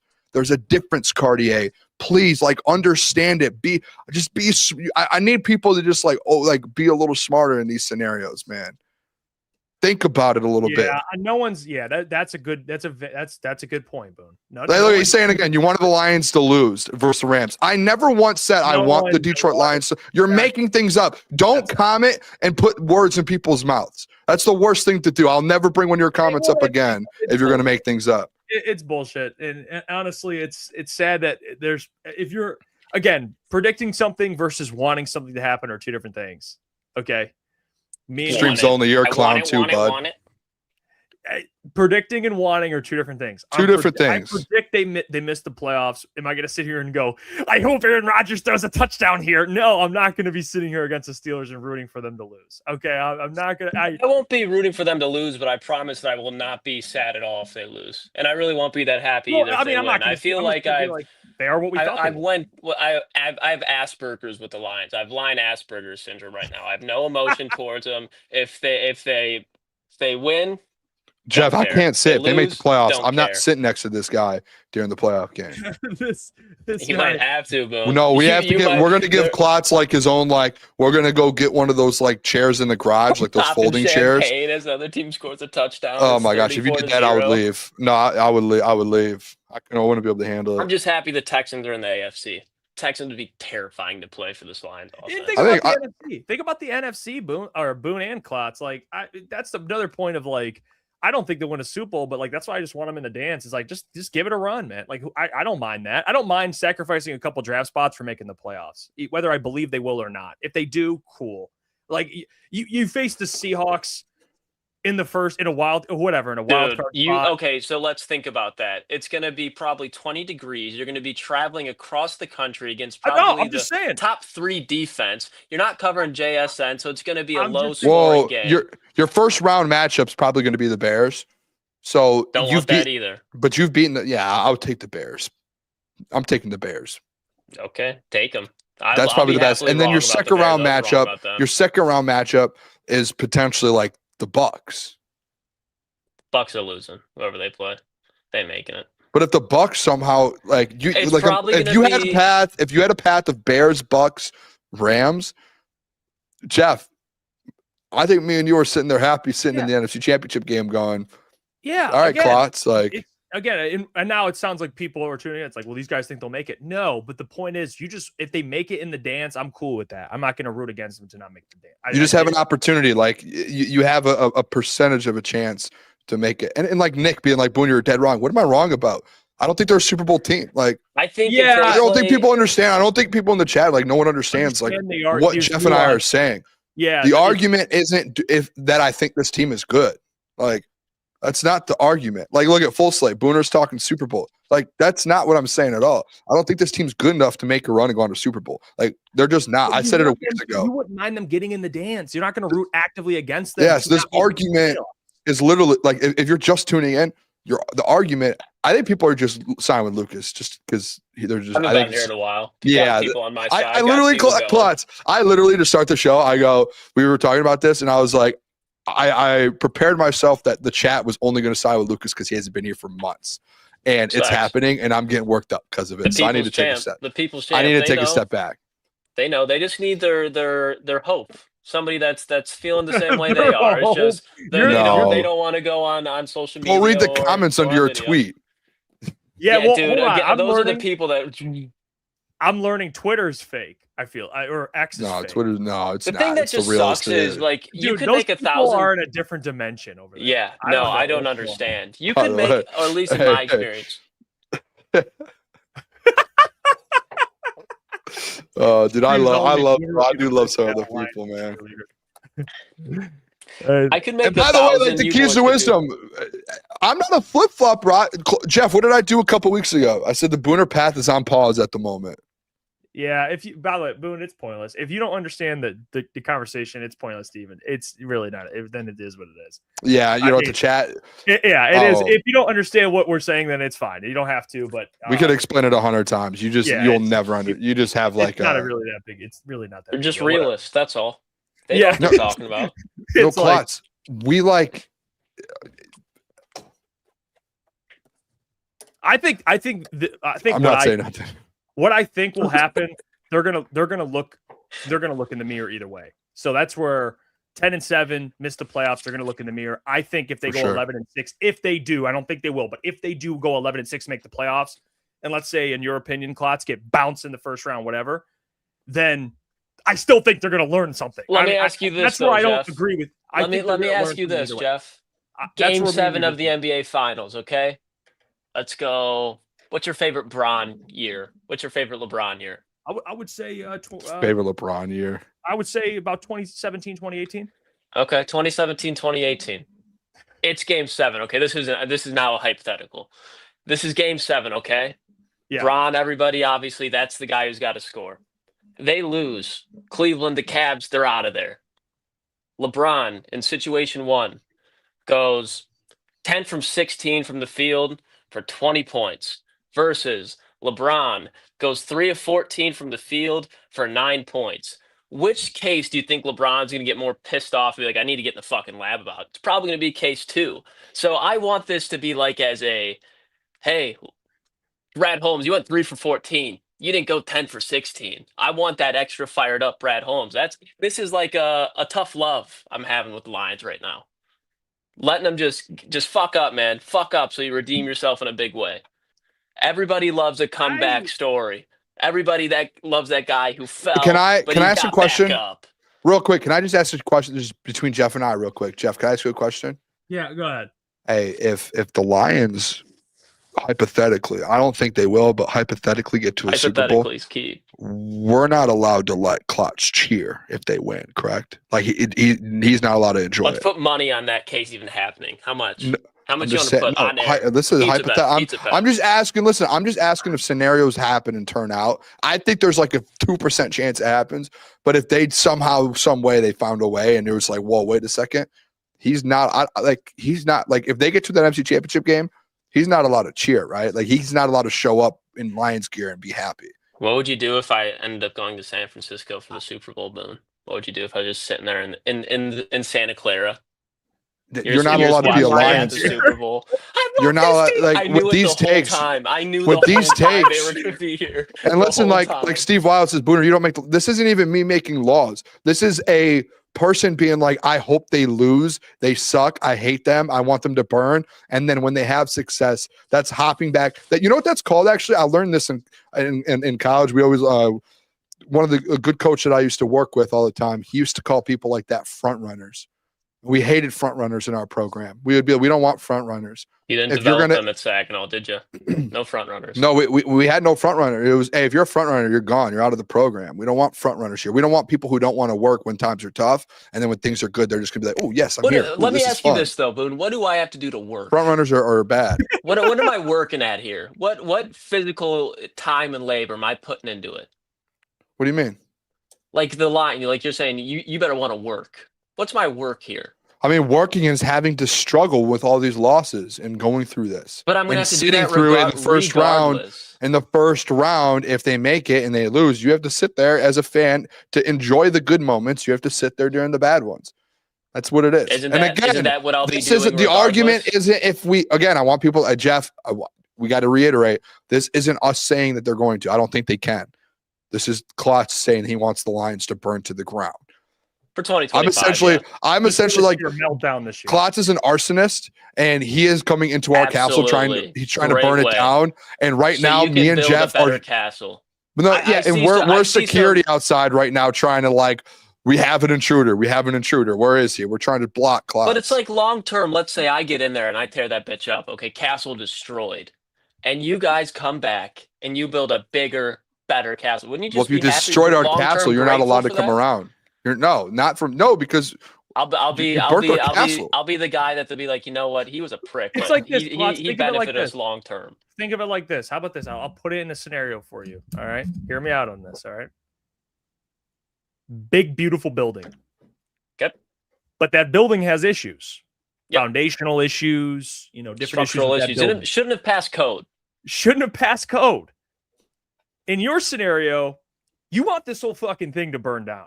All right. I want it to collapse. I want to be, how when they destroy buildings, they link it up with explosive. There's a guy that hits the button. I want to be that guy. You can't say that because that's blowing up the whole regime. Like that's. For this year, absolutely. Yeah, absolutely. So he wants the whole thing to just burn to flames. Me and Booner are saying, you know what, man? I think the people who built this building will learn a lesson if it burns, but not burns completely down. Can we leave like maybe some of the expensive stuff? We need to remodel. Maybe half of it burns down. I think me and Booner are sitting here going, I think the owner, whoever constructed this building, will learn that it was not passing code and we'll have to make adjustments. I don't think we got to see it burn completely down this year to figure that out. Jeff, you know what it is? It's like, like those historic buildings downtown where they're beautiful outside and you're like, we don't want to take this down, but you will go inside and you're like, all right, they have to there's a lot of things that have to be redone in there. And they go through a renovation. You have to get them a renovation from the early 1900s. That's essentially what you're saying there. Yeah, I'll just build a bigger, better building. That's all I'm going to do. Well, but you got to do that in a different fan base because our fan base is sitting over here. No, you can't just the Honolulu Blues. They know around the world. They know they connect. No, that's the you. No, it's the you and the Blues. This guy just threw up the Cam Ward. I mean, what is this guy just threw up the U? This guy's gonna be a Tennessee Titans fan in no time. Dude, trade for Cam Ward on that note, though. Okay. That is like the ideal. Let's really. That's really down my rabbit hole. Lions forever. Appreciate the 5. He says Brad's ego won't let him look in the mirror. I see. We don't know. I think he has a big ego, but let's just wait till we see what happens with this one. I don't know. I'm sorry that I value Brad Holmes as an elite competitor. And I think when you gash elite competitors, it fires him up like no other. You cut him deep, he's going to come back swinging harder than if you just give him a little gash. What about this, Klotz? Detroit Ryan's he commented, serious question, Joe Burrow becomes available, first rounder in golf for Burrow. You taking that? Yes. Without I don't care how much you love this team right now. You are, as Booner said, you are an idiot if you do not think Joe Burrow makes this team instantly better than without him. He does that to every single team besides the Ravens, the Bills, the Chiefs. That was another take you put on Twitter. You got crapped on for. Can I ask a question real quick? You say something that's just like obvious. Go ahead, Boone. Can I ask a quick question? And this is really for the chat as well. I just want to know, do people get mad when I call them idiots? Does that mean? I apologize if so. I would think it's an emotion, Boone. It's an emotion. Yeah, I would like to know that. I would like to hear from the chat to see if they think. I apologize. Let me know if I shouldn't do that to you guys. Just let me know. Let me know if I shouldn't call you an idiot. Let me know. I mean, I think they would call me an idiot, and then if we saw each other in person, I'd give them a hug and hey, we're idiots together. I would just like to know from the chat. I would like to know from person. That's all. I want to see where the chat's at. Like, are they always actually mad at me, or is this just are we all just poking fun? Cardi says, Combat said I keep it sports. So idiots out. We can't know idiots. Okay. Boone, I think Boy Juan said no. Call people idiots. It's hilarious. By the way, Xavier D said it's good to go. It's no longer a medical term. Okay. Keep them coming. Keep these responses coming. I just need to get a thought here. I feel bad sometimes. You want me to like say something that make you say you're an idiot? No, I feel bad sometimes when I call the chat an idiot and then they say I'm dumb and I'm like, are we actually mad at it? It's one of those things where it's like, as a friend, it's like, are we actually mad at each other right now? I want to make sure we're not. Me and the chat are good. Look who's back! Shout out to Tour. Oh, I haven't seen him in a while. He says Joe Burrow isn't even better than Burrow, or Joe Burrow isn't even better than Burrow. I'm not even gonna waste my breath. I'm sorry you value and view the game of football like that. If you think Burrow is better than Goff, can't get into the Goff argument tonight. I can't. My brain can't compute. I'm fine with that, Boone. I'm fine. Compute. But I know deep down in your heart, you know the truth. Yeah, yeah. I think Burrow's incredible. He's one of the best quarterbacks in the entire National Football League. I think what's been worrying me though is it Cincinnati's been trying to kill that man for years. He's getting hurt a lot lately. That's the only like hesitant I have. But if you tell me I get healthy Burrow, no question. I think when you look at it, like he dealt with turf toe, came back in his first 2 game backs, he threw for 8 touchdowns, and obviously last week not a good game. But you protect that man. You give him a run game and a legitimate, not even legitimate, top 20 defense that can control the game a little bit. He's not going to get hurt as much because he's going to hand the ball off. He just needs some he needs an O-line. That's it, man. I can't believe they just whoever that GM is should get fired because the fact that he's been there for as long as he has, I'm surprised he hasn't asked out, to be honest. Because if I was there for 6 years and I've gotten hurt as many times as he has, and it's like the reason I'm getting hurt is because you can't just give me a top 10 offensive line. Like that's such, especially after going to the Super Bowl with no O-line. Like he took him to the Super Bowl with no offensive line. He got sacked like 50 times in the playoffs. Like it was insane. And the fact that they didn't see that and they're like, all right, we really need to help him. A throw away from winning it. Yeah. And it was just like literally if they have like, say, I don't know what they were ranked offensive line wise. Hypothetically, say they were like 25th. If they were 24th, they would have won the Super Bowl. Like that's how minute that was for them that year to win the Super Bowl. And the fact that GM in front office couldn't be like, yeah, let's fix this. It's insane. They never got the wake up call. Never did. No. Yeah, that's where I'll give Goff credit. He's always healthy, man. Always healthy. Mm-hmm. That's important. He is always healthy. So that's where you got to give that man credit. Klotzy, good job today, man. You can. It's good having Klotzy back for a little bit of a back and forth. Good to be back, fellas. You brought the frickin' heat, Klotz. Jeff and I don't argue that much. Jeff just gets really mad at me and gets red, and then he doesn't talk to me for like a day. Whatever, bro. So, whatever. Sure. Jeff, when he's cranky, when Jeff's mad and he's like popping off. Oh, when Jeff's cranky, dude, miserable. Can I say the line that he says to me off air? Can I say it, Jeff, please? Yeah, just share off air stuff. Go ahead. No, it's not like a big off air thing. He's cranky. Now he's cranky. He's cranky. I love how I can't argue when I argue with someone for 3 years and it was fine. I love how that's fine. No, it's funny. Cranky Jeff right now. See? Yeah, dude, it's not that. You don't have to bring that up. You don't have to bring all that up. No, share it. No, I won't share it. I don't even know if Klotz heard this before, but I'm not saying it, dude. Like a code word?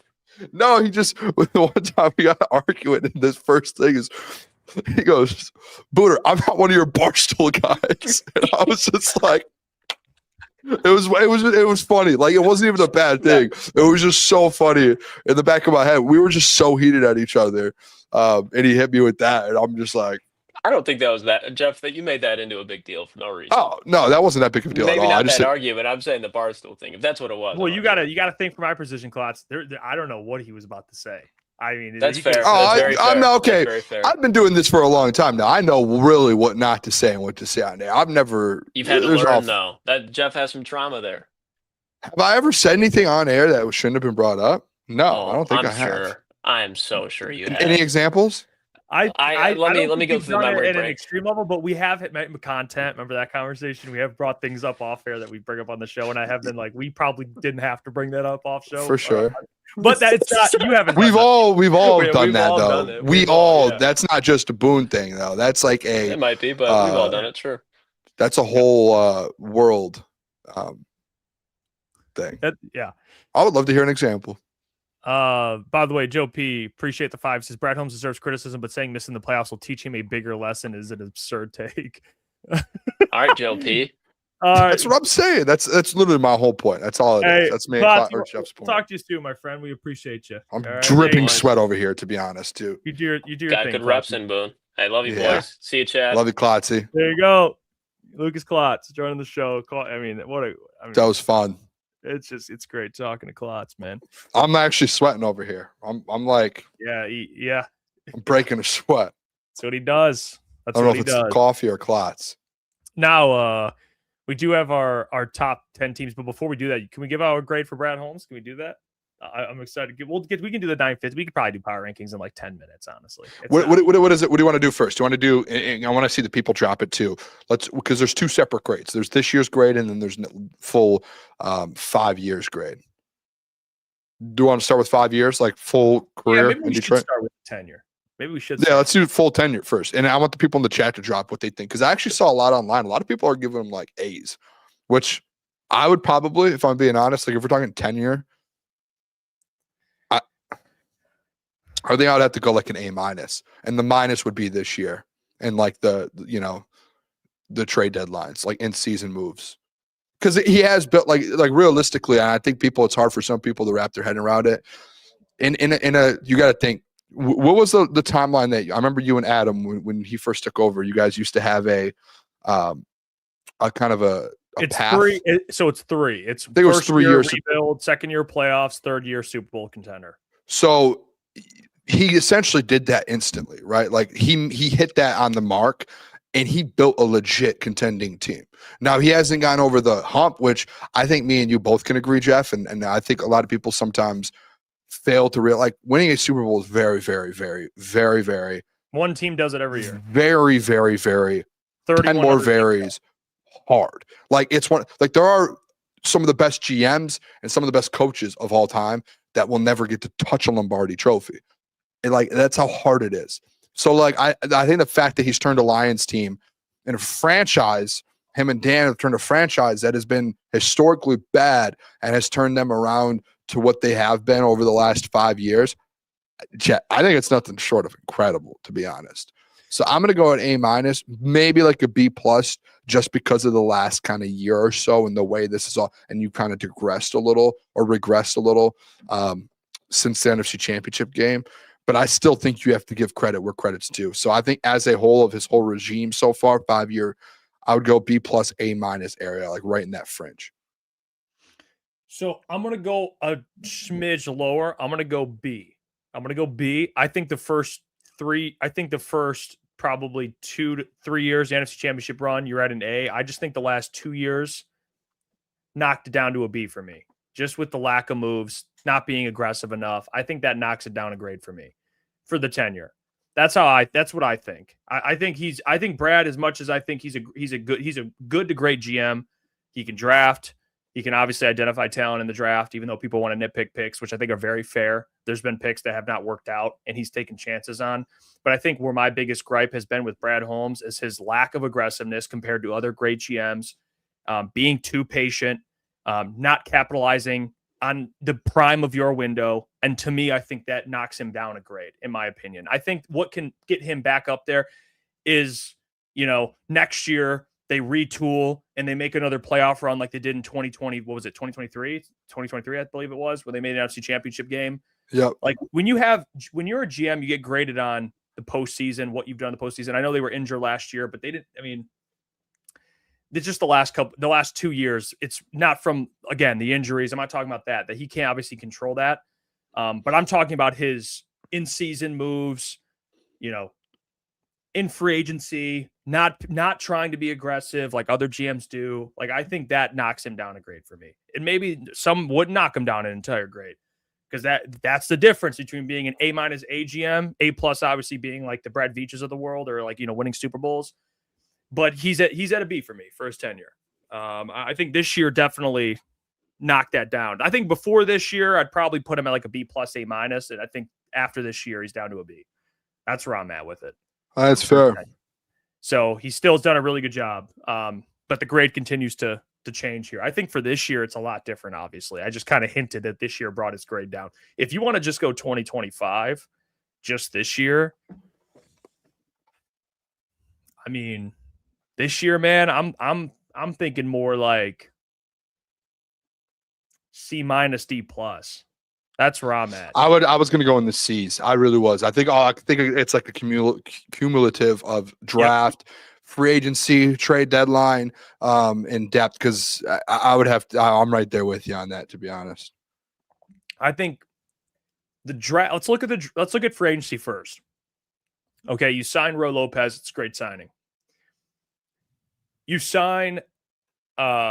re-sign Derek Barnes. I think overall I've been pretty happy with Derek Barnes. So I'm not going to come at him too much for that contract. Some may disagree. I like Derek Barnes. You go sign DJ Reed. The first handful of games, he played incredible. He's coming back from an injury. He has not looked great. I think that more has to do with the injury. I think I can't punish Brad for just the play of DJ Reed the last couple of games. I'm looking at the start of the year when he was really great. So I still like the DJ Reed signing. I'm still going to give him points there. I would say, in the draft overall, Tate Ratledge I like a lot. Isaac Tesla I like a lot. Jamison Williams, maybe the extension was confusing, but he's still a really good player. Okay, no one's arguing that. Miles Frazier, we really don't know at this point what he can be. He could be really good. We don't know. So that is kind of an incomplete grade. Tyreek, though, a little disappointing. I don't think he's really taken the steps maybe as much as we hope so as a first-round pick. But again, it is what it is. You're probably not going to really be able to judge what kind of pick he was till next year. But this year certainly has not lived up to a first-round pick. So I think the draft is spotty for sure. It factors into the grade. Free agencies, I'm not going to hurt him too much. I just think the trade deadline is a big one. That's a big, big miss for him. And I think going into the year, basically having all your faith in Graham Glasgow to be your starting center, that was tough. Knowing that that's a significant downgrade from Frank Ragnow. Christian Mahogany not having a backup plan if two rookies are playing, basically two rookies, and you don't have another guy in place to kind of be a safety blanket for you. Like after that, you have nobody. I mean, you have Tristan Colon, which they signed, and he's like, he's not starting on most teams. That's like the backup. It's one of those guys either gets hurt or gets benched. So you were banking on two rookies to basically play the entire season and continue to progress. That's a risk. So I would look at some of those things. They do factor into the grade. So I'd probably go C minus D plus for him. I think that's fair. I think it's just like the cumulative of everything. It's such a tough. I think, like you said, it's a disappointing year. And again, with the argument with Klotz, like whether they make the playoffs or they don't, or they go on a run in the playoffs and they don't, I think as a whole, expectations where you were a Super Bowl contender and being 8-6 at this point of the season, like it's a disappointing. It really is. It's very disappointing. So I think like as a GM, I think it starts from the top down at the end of the day.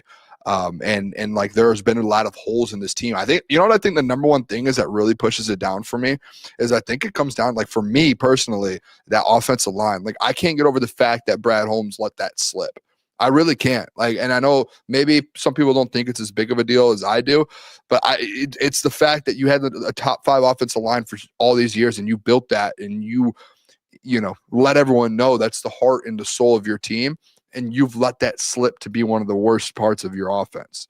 You know what I mean? And that's disappointing. It really is. Not even the best parts of your offense, your team as a whole, the worst parts. Yeah, you want to bring up re-signings? Okay, well, we can bring up Levi Onwuzurike, who was hurt again, and then Marcus Davenport, who's hurt again. So those two things hurt Brad Holmes overall with his grade. Now, AQM, you get points because AQM, you signed on a cheap deal, and he's playing really well. Even though he's not a true long-term option next to Hutch, based on just his inconsistency, he's still a spark at edge when he does show up and play very well.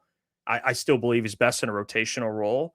You get points for that. I try to be consistent across the board. Pascal, obviously, is a former draft pick, so we'll just put in there. Rakestraw, those hurt his overall tenure grade. That's why I gave him a B.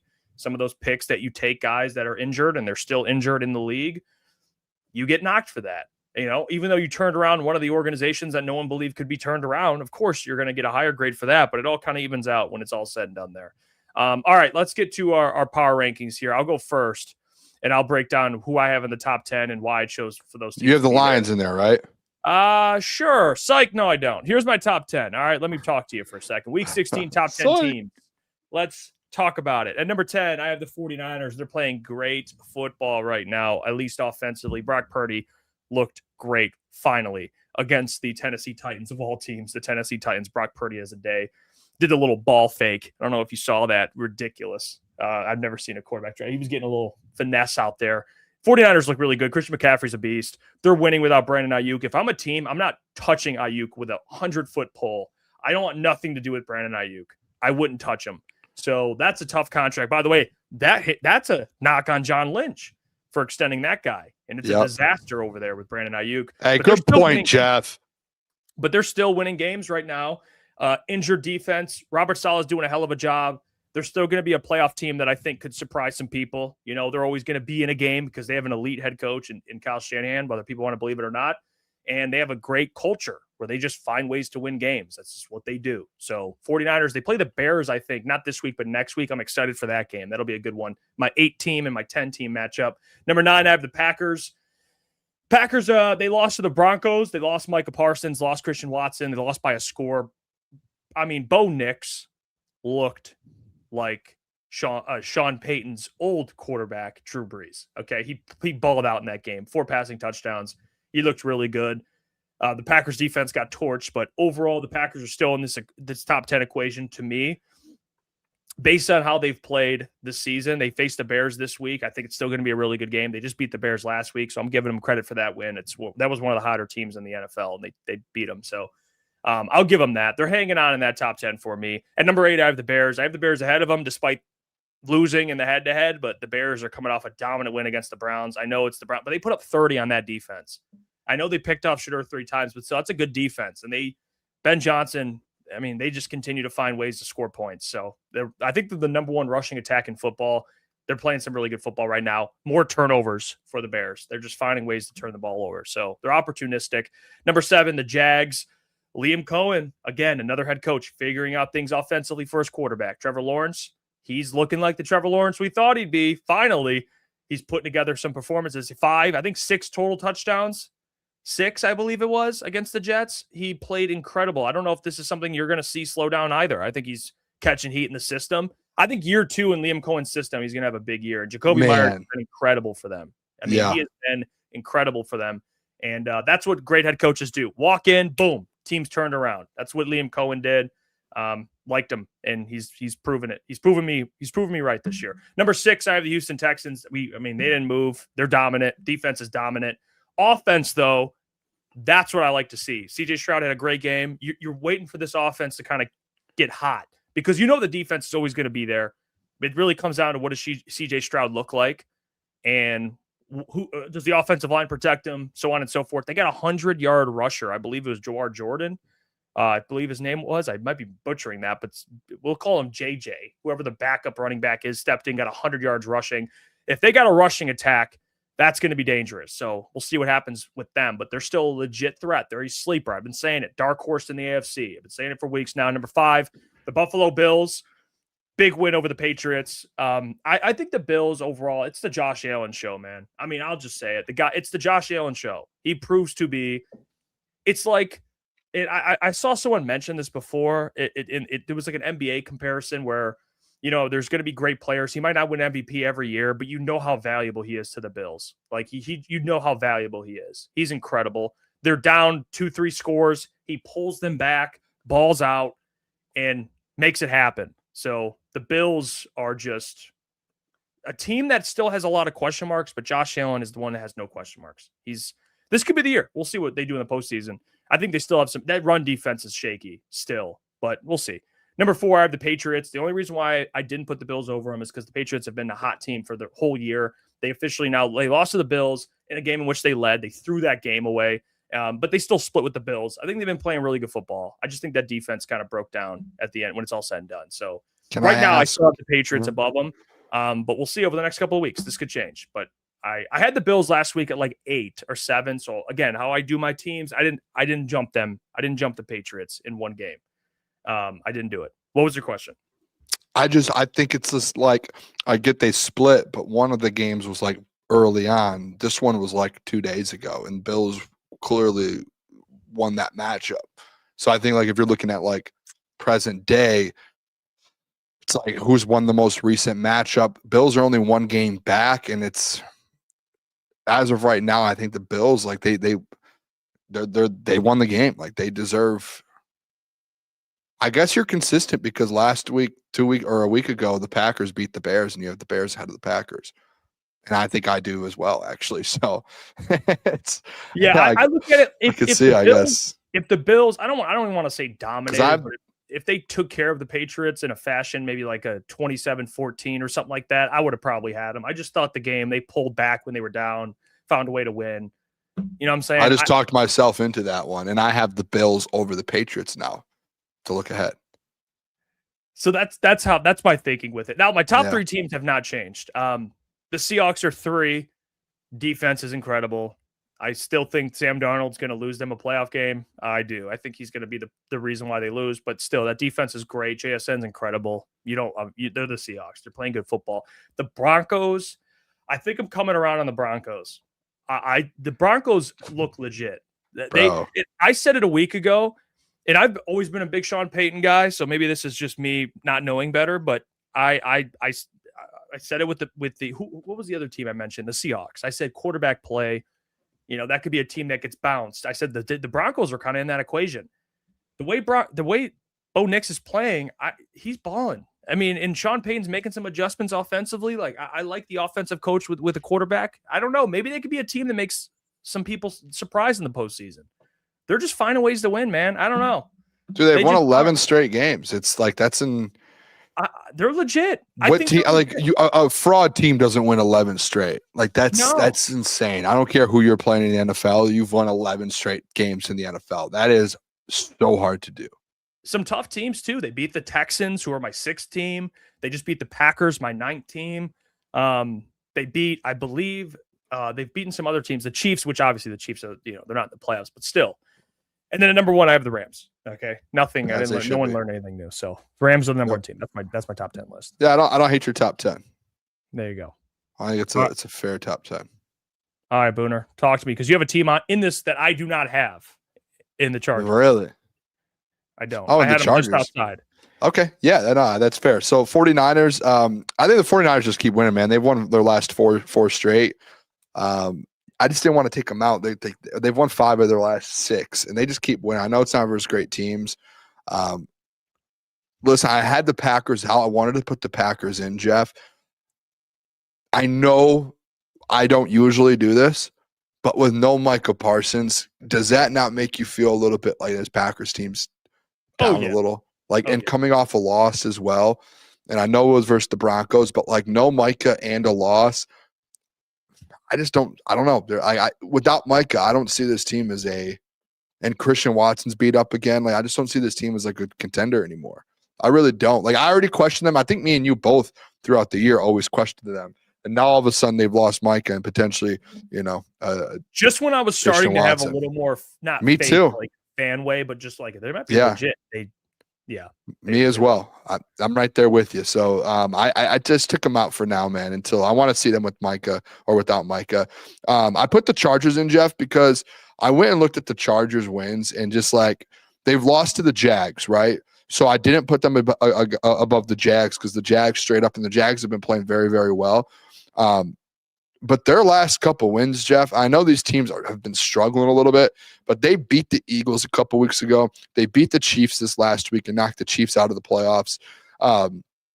They beat the Steelers, who right now are 8-6. They beat a Vikings team who the Vikings, we know what they are. They play teams tough. Earlier in the year, they beat the Broncos. They're one of the Broncos' 2 losses. And they beat the Chiefs to open the season as well. And it feels like every time, maybe outside of that Jags game, that they played a legit team. That Herbert they had got hurt in that game, by the way. Yeah. Herbert. So there we go. So like every time that you feel like they've played a team that's like competing for the playoffs, they've beaten them. And like their 2 losses, and this is like an argument I guess you can have against them, is their 2 losses outside of that their other losses are the Giants, Commanders, and Colts. So like I think this is a good Chargers team, man. They just figure this thing out, and Harbaugh does a great job just making sure that this team's in it down the stretch. And Justin Herbert, dude, tough quarterback, man. Like that man just had hand surgery, and he's already out there making plays. So you got to respect him for that. And I don't know. I like this Chargers team. They're starting to actually outside of their offensive line, like they're getting they got Amarion Hampton back. Defense is starting to look a little bit better. So I like this Chargers team right now, man. They're a team to watch out for. The Bears, that's Jeff. You already know. Like this Bears team's scary, man. They've won 10 games. Like I can't believe we're sitting in week 15, 16, and we're sitting there going like the Chicago Bears have won 10 football games. And they beat the Browns 31-3, like dominated the Browns. They beat the Eagles, the Steelers. Like they've gotten some big wins, and Ben Johnson just keeps finding a way to keep this team in it. And the fact that they finally, I think the one thing, Jeff, that I've been waiting for this Bears team to do is to blow a team out. Like to actually go and like dominate a team, and they did it versus the Bears. Like they finally went out there because they were always in these one possession games. Now all of a sudden, boom, they showed they can do it. And like AG's burner put it in there, league in interceptions and takeaways as a whole with 30+.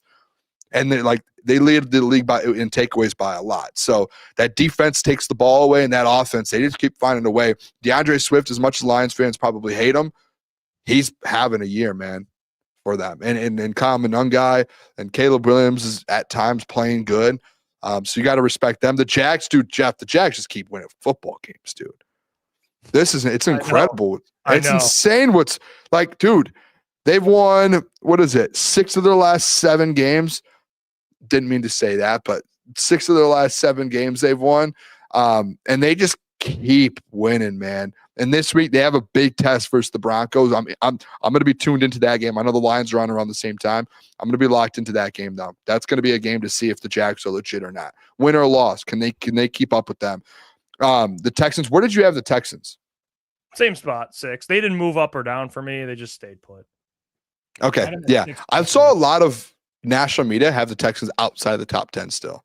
It's ridiculous. I don't know why. But dude, they're I think they're the biggest dark horse in the NFL. Me too. It's that defense, man. They've won 6 straight games, and they've beaten. What's crazy in their last loss.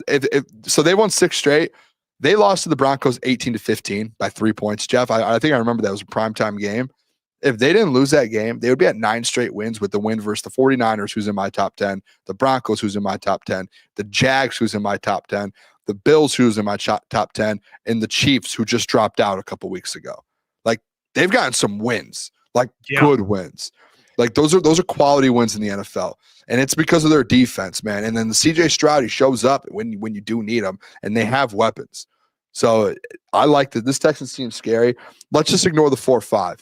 Can we? We already had that combo. Yeah, I mean we have the same top 5 then. I think the 4-5 with the Bills, Patriots. I put the Bills ahead just because they beat them on Sunday. That was it. It was just head to head. I was like, all right, here we go. I think either one of those teams are a threat in the AFC. Seahawks and the Broncos. Seahawks, just that defense is incredible, and they just keep finding a way, man. That defense is incredible. It's actually fun to watch. And the Broncos 11 straight, and the Rams are the Rams. We just saw them here in Detroit. So I think you're starting to see a turn right now in the NFL where maybe the AFC has more sleepers than they. Remember we were talking about this, maybe the AFC. Oh, look at this AFC. Look at the top 7. I don't know, man. Yeah, you have the Broncos, the Bills, Patriots, Texans, Jags, like Chargers now are in the equation. Like there's these teams that, again, like, are you going to pick them win a Super Bowl? I don't know, but they're all these kind of like, look at the NFC. I mean, an injury riddled 49ers team overachieving, a Bears team overachieving, and then you get to a Seahawks team, you don't really know what they are, and then the Rams. It's like my top 7 has 5 AFC teams in the top 7. Yeah.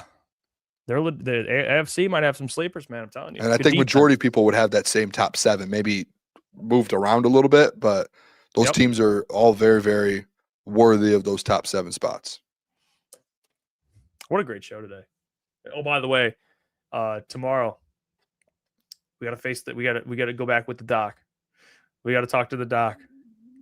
We got to have a conversation with the doc going live during our show. Just keeps doing it. By the way, Jesse Adams says, of course, Booner doesn't think the Bears win versus. I never said it wasn't noteworthy. You're talking about dominating a team like score wise, like 30. Yeah, like they've been in one possession games all year. That's all it is. They dominated them. The run game dominated, but I get what you were saying. They're in the top 10 for a reason. They're above the Packers for a reason, even though they lost to them. But like going back to week 3 or 4, or week 4, They beat the Raiders by 1 point, beat the Commanders by 1 point. Saints by 11. Doesn't really count. The Bengals by a touchdown or 5 points. Giants by 4. Vikings by 2. Steelers by 3. And then the Eagles, I guess that was a 9-point win, but that was a really close win. It's really just taking care of teams you're supposed to take care of. Like they had some teams they played that weren't great, and they played close games with them. The Browns felt like the first one where it was like just an average team we were supposed to win, where they went out there and dominated. Like, you remember how like the Lions, when the Lions were taking that turn and they started like playing some of those teams and just blowing teams out? That was what I saw Sunday versus the Bears, and I really liked it. That was why I have them above the Packers now. Yeah, I get what you're saying. We'll be back tomorrow. Appreciate you all. Hit the like button on the stream. Do that for me. Hit the like button before you leave. It's free. It takes 2 seconds. Hit the like button, by the way. Visionary War, appreciate the 2. He says Brad needs to stop taking projects and get impact. I agree with you, Visionary. Appreciate the $2 as well. We'll talk more about it. Don't worry. This week you got the doc. Thursday, Flannel Sam. Friday, we're back in the mix, previewing Steelers, Lions. It'll be great, man. Guests sprinkled in as well. The doc tomorrow, man. We'll catch you guys tomorrow. Have a great night. He might not show up. He'll be late. Peace.